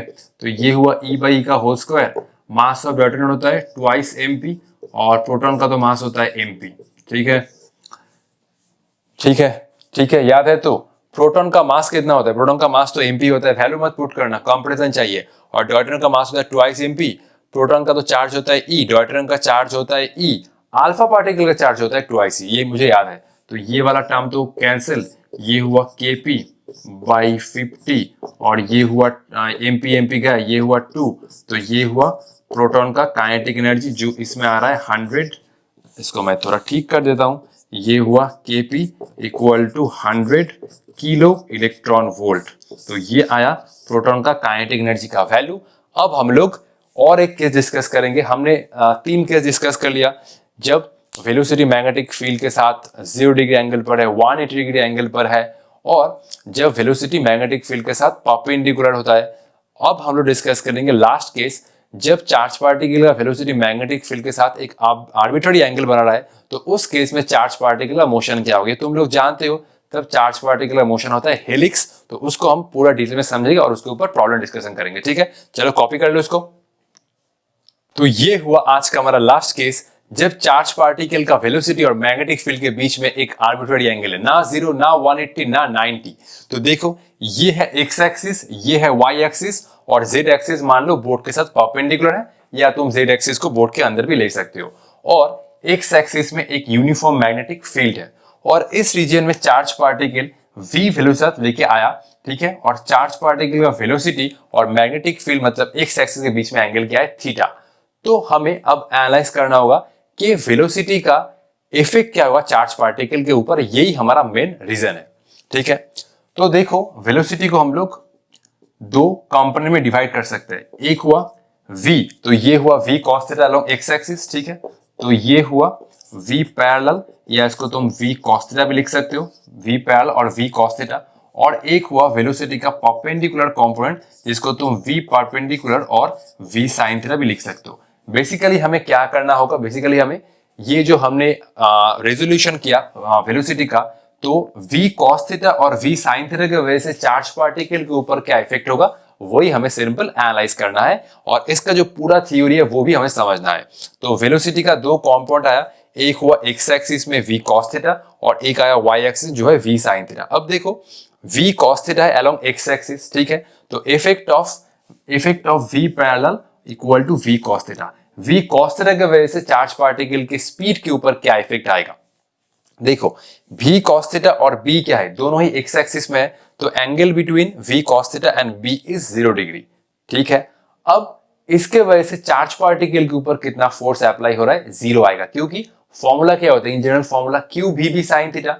लेकिन इस केस में v क्या है, v cos थीटा, ये हुआ v cos थीटा, और ये हुआ b, और ये हुआ sin 0 डिग्री। ये होता है नॉर्मल केस में v, लेकिन इस केस में वेलोसिटी का x वाला कंपोनेंट है v cos थीटा, तो v cos थीटा और b के बीच में एंगल क्या है, 0, तो q v b sin theta, लेकिन इसमें v नहीं है, v cos थीटा है, तो ये आया 0 डिग्री। तो v cos थीटा मतलब चार्ज पार्टिकल का जो x एक्सिस वाला कंपोनेंट है v cos थीटा, और मैग्नेटिक फील्ड के बीच में एंगल क्या है, 0। तो ऑब्वियसली v cos थीटा मतलब इस कंपोनेंट की वजह से चार्ज पार्टिकल के ऊपर कोई भी फोर्स अप्लाई नहीं होगा। Due to this component of force charge particle does not experience a force. और क्या होगा, चार्ज पार्टिकल एक्स एक्सिस में एक ट्रांसलेशन मोशन करेगा with same speed v cos theta. तो वेलोसिटी के इस कंपोनेंट की वजह से चार्ज पार्टिकल के ऊपर कोई भी फोर्स नहीं अप्लाई होगा, और चार्ज पार्टिकल एक डायरेक्शन में एक ट्रांसलेशन मोशन करेगा with the speed v cos theta, and charge particle moves along X axis in A translation motion with uniform speed v cos theta. हम लोग ये जानते हैं कि मैग्नेटिक फील्ड का बेसिकली काम क्या होता है, चार्ज पार्टिकल का जो डायरेक्शन है उसको चेंज करना। तो मैग्नेटिक फील्ड के वजह चार्ज पार्टिकल स्पीड के ऊपर कोई चेंज नहीं होता। तो इस केस में v cos थीटा और b के बीच में एंगल क्या है, 0, तो v cos थीटा की वजह से चार्ज पार्टिकल के ऊपर फोर्स आया 0, और चार्ज पार्टिकल एक्स एक्सिस में एक ट्रांसलेशन मोशन करेगा with same speed v cos theta. लेकिन अब इसके अलावा भी चार्ज पार्टिकल का एक वेलोसिटी कंपोनेंट है जो है v sin थीटा, उसको भी एनालाइज करना होगा। तुम डायरेक्टली ये नहीं बोल सकते कि charge particle simply straight line में जाएगा, क्योंकि चार्ज पार्टिकल का वेलोसिटी का और एक कंपोनेंट है, तो इसको भी लेना होगा। दोनों का नेट इफेक्ट हमें एनालाइज करना होगा। तो ठीक है, v cos थीटा की वजह से चार्ज पार्टिकल एक्स एक्सिस में एक ट्रांसलेशन मोशन कर रहा है, और इसके अलावा भी v sin थीटा और एक कंपोनेंट है, उसको चेक करो, बाद में देखो कि नेट इफेक्ट क्या आ रहा है। तो देखो v sin थीटा है y एक्सिस में, और मैग्नेटिक फील्ड है x एक्सिस में, तो effect of v sin theta equal to v perpendicular. तो v sin theta magnetic field के साथ परपेंडिकुलर है, और हम लोग ये जानते हैं जब चार्ज पार्टिकल का वेलोसिटी मैग्नेटिक फील्ड के साथ परपेंडिकुलर होता है तो क्या होता है बच्चों, तो चार्ज पार्टिकल एक सर्कुलर पाथ में घूमता है, और उस केस में चार्ज पार्टिकल मैग्नेटिक फील्ड के परपेंडिकुलर पाथ में सर्कुलर पाथ में घूमता है और रेडियस क्या होता है r equal to M V by Q B. ठीक है बच्चों, तो क्या होता है जब वेलोसिटी मैग्नेटिक फील्ड के साथ परपेंडिकुलर होता है, चार्ज पार्टिकल एक सर्कुलर पाथ में घूमता है और चार्ज पार्टिकल मैग्नेटिक फील्ड के परपेंडिकुलर पाथ में घूमता है। ठीक है, तो सर्कुलर पाथ में घूमता है लेकिन वो सर्कुलर पाथ मैग्नेटिक फील्ड के साथ परपेंडिकुलर है और रेडियस क्या होता है M V by Q B. लेकिन इस केस में वेलोसिटी की जगह है वी साइन थीटा, तो वेलोसिटी के इस कंपाउंड की वजह से चार्ज पार्टिकल एक सर्कुलर पाथ में घूमेगा। लेकिन प्लेन कौन सा होगा, मैग्नेटिक फील्ड के परपेंडिकुलर प्लेन। मैग्नेटिक फील्ड का परपेंडिकुलर प्लेन कौन सा है, मैग्नेटिक फील्ड है एक्स एक्सिस में, एक्स एक्सिस के साथ परपेंडिकुलर प्लेन कौन सा आता है, वाईजेड प्लेन। तो charge particle moves in a circular path in the YZ plane. YZ plane magnetic field के साथ परपेंडिकुलर है क्योंकि मैग्नेटिक फील्ड है एक्स एक्सिस में और एक्स एक्सिस के साथ परपेंडिकुलर प्लेन है वाईजेड प्लेन। तो v sin थीटा की वजह से चार्ज पार्टिकल वाईजेड प्लेन में एक सर्कुलर पाथ में घूमेगा। रेडियस क्या होगा, रेडियस होगा M V sine theta by Q B. लेकिन ये क्यों हो रहा है सर, देखो नॉर्मली अगर v परपेंडिकुलर होता है b के साथ तो क्या होता है radius M V by Q B. लेकिन इस केस में वेलोसिटी का ये कंपोनेंट की वजह से चार्ज पार्टिकल सर्कुलर पाथ में घूम रहा है, तो v की जगह आएगा v sin theta by Q B, बाकी टाइम पीरियड तो सेम ही है।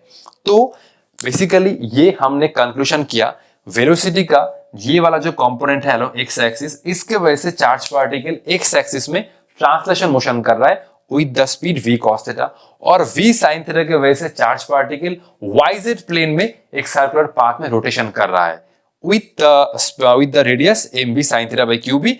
वेलोसिटी ये है, तो अल्टीमेट क्या हो रहा है, वेलोसिटी के एक कंपाउंड की वजह से चार्ज पार्टिकल एक्स एक्सिस में जा रहा है और एक कंपाउंड की वजह से चार्ज पार्टिकल का रोटेशन हो रहा है। तो चार्ज पार्टिकल बेसिकली कैसे मूव कर रहा है, ये घूमते घूमते घूमते घूमते आगे जा रहा है।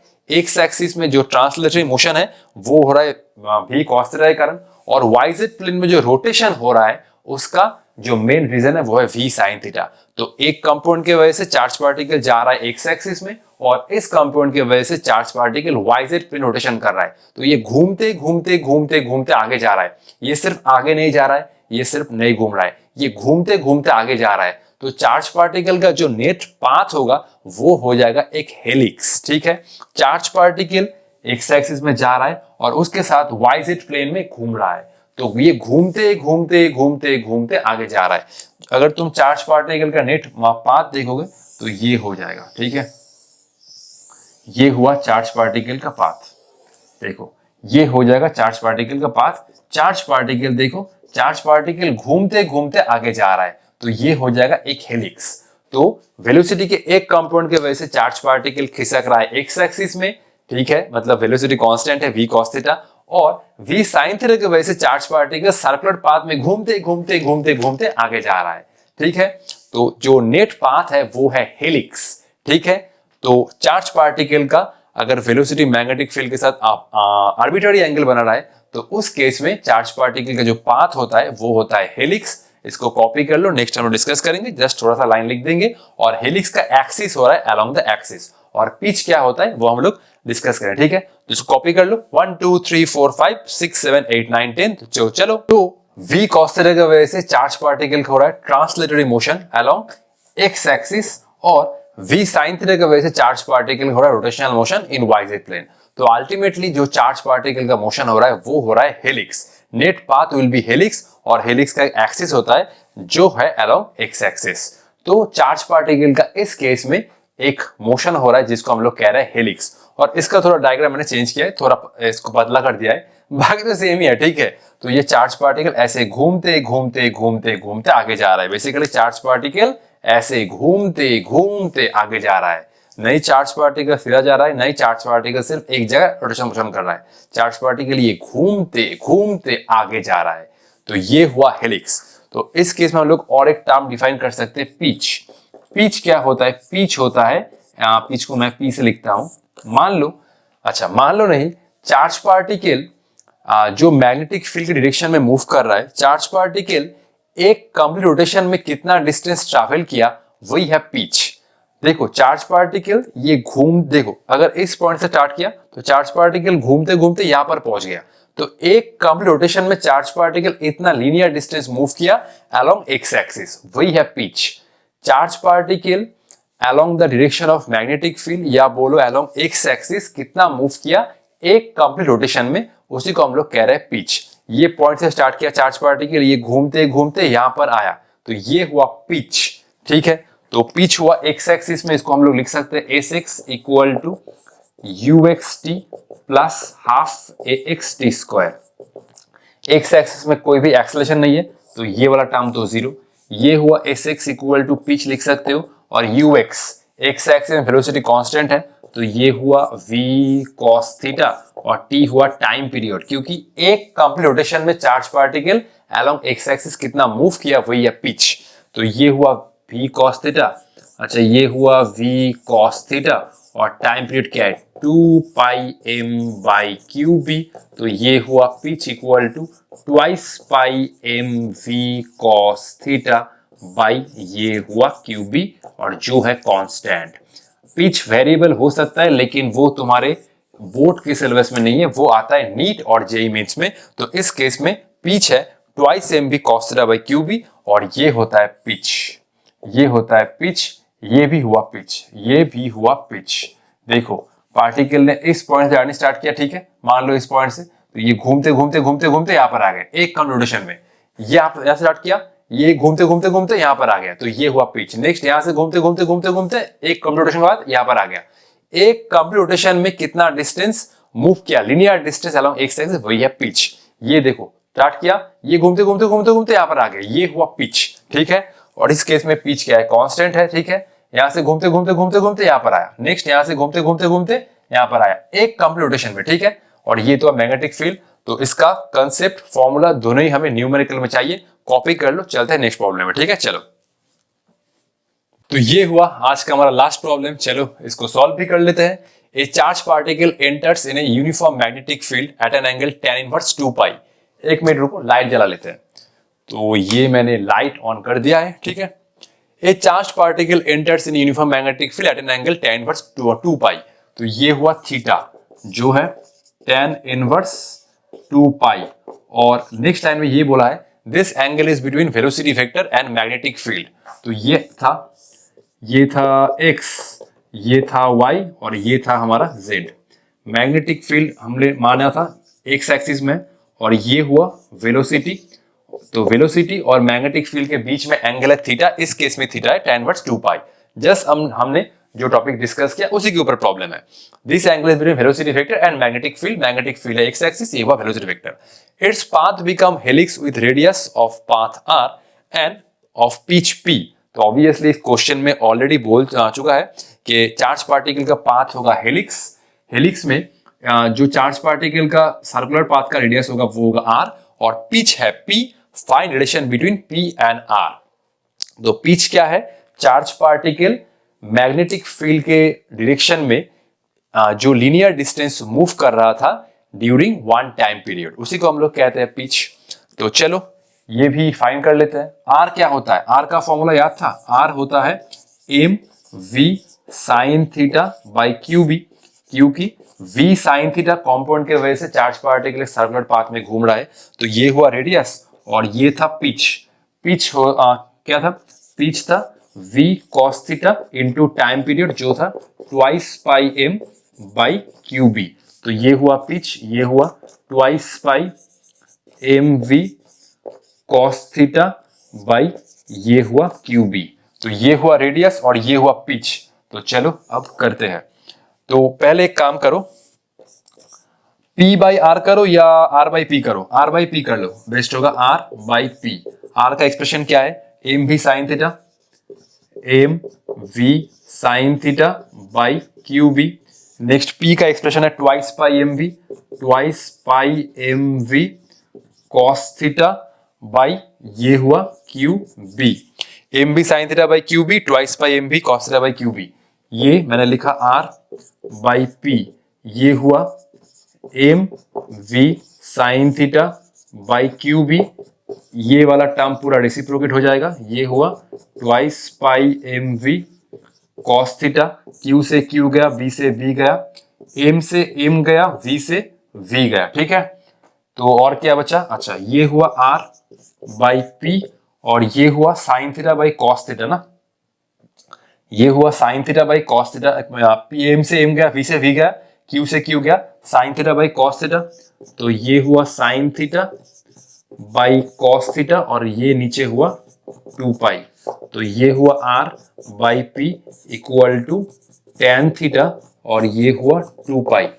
थीटा का वैल्यू क्या है? थीटा का वैल्यू है tan इनवर्स 2 पाई, तो ये हुआ tan into tan inverse 2 pi और ये नीचे हुआ 2 पाई, तो tan इंटू tan इनवर्स 2 पाई क्या होगा? ये हो जाएगा सिंपल 2 पाई, तो ये नीचे हुआ 2 पाई, tan into tan inverse theta क्या हो जाएगा? थीटा, तो ये 2 पाई कैंसिल, ये हुआ 1, तो r by P equal to 1, ये हम लोग लिख सकते हैं रेडियस इक्वल टू पिच। तो इस केस में चार्ज पार्टिकल का रेडियस और पिच का वैल्यू जो है वो इक्वल है। तो ठीक है, आज के लिए इतना ही, मिलते हैं नेक्स्ट वीडियो में। नेक्स्ट वीडियो हम लोग इस चैप्टर को खत्म करेंगे, तो चलो ऑल द बेस्ट।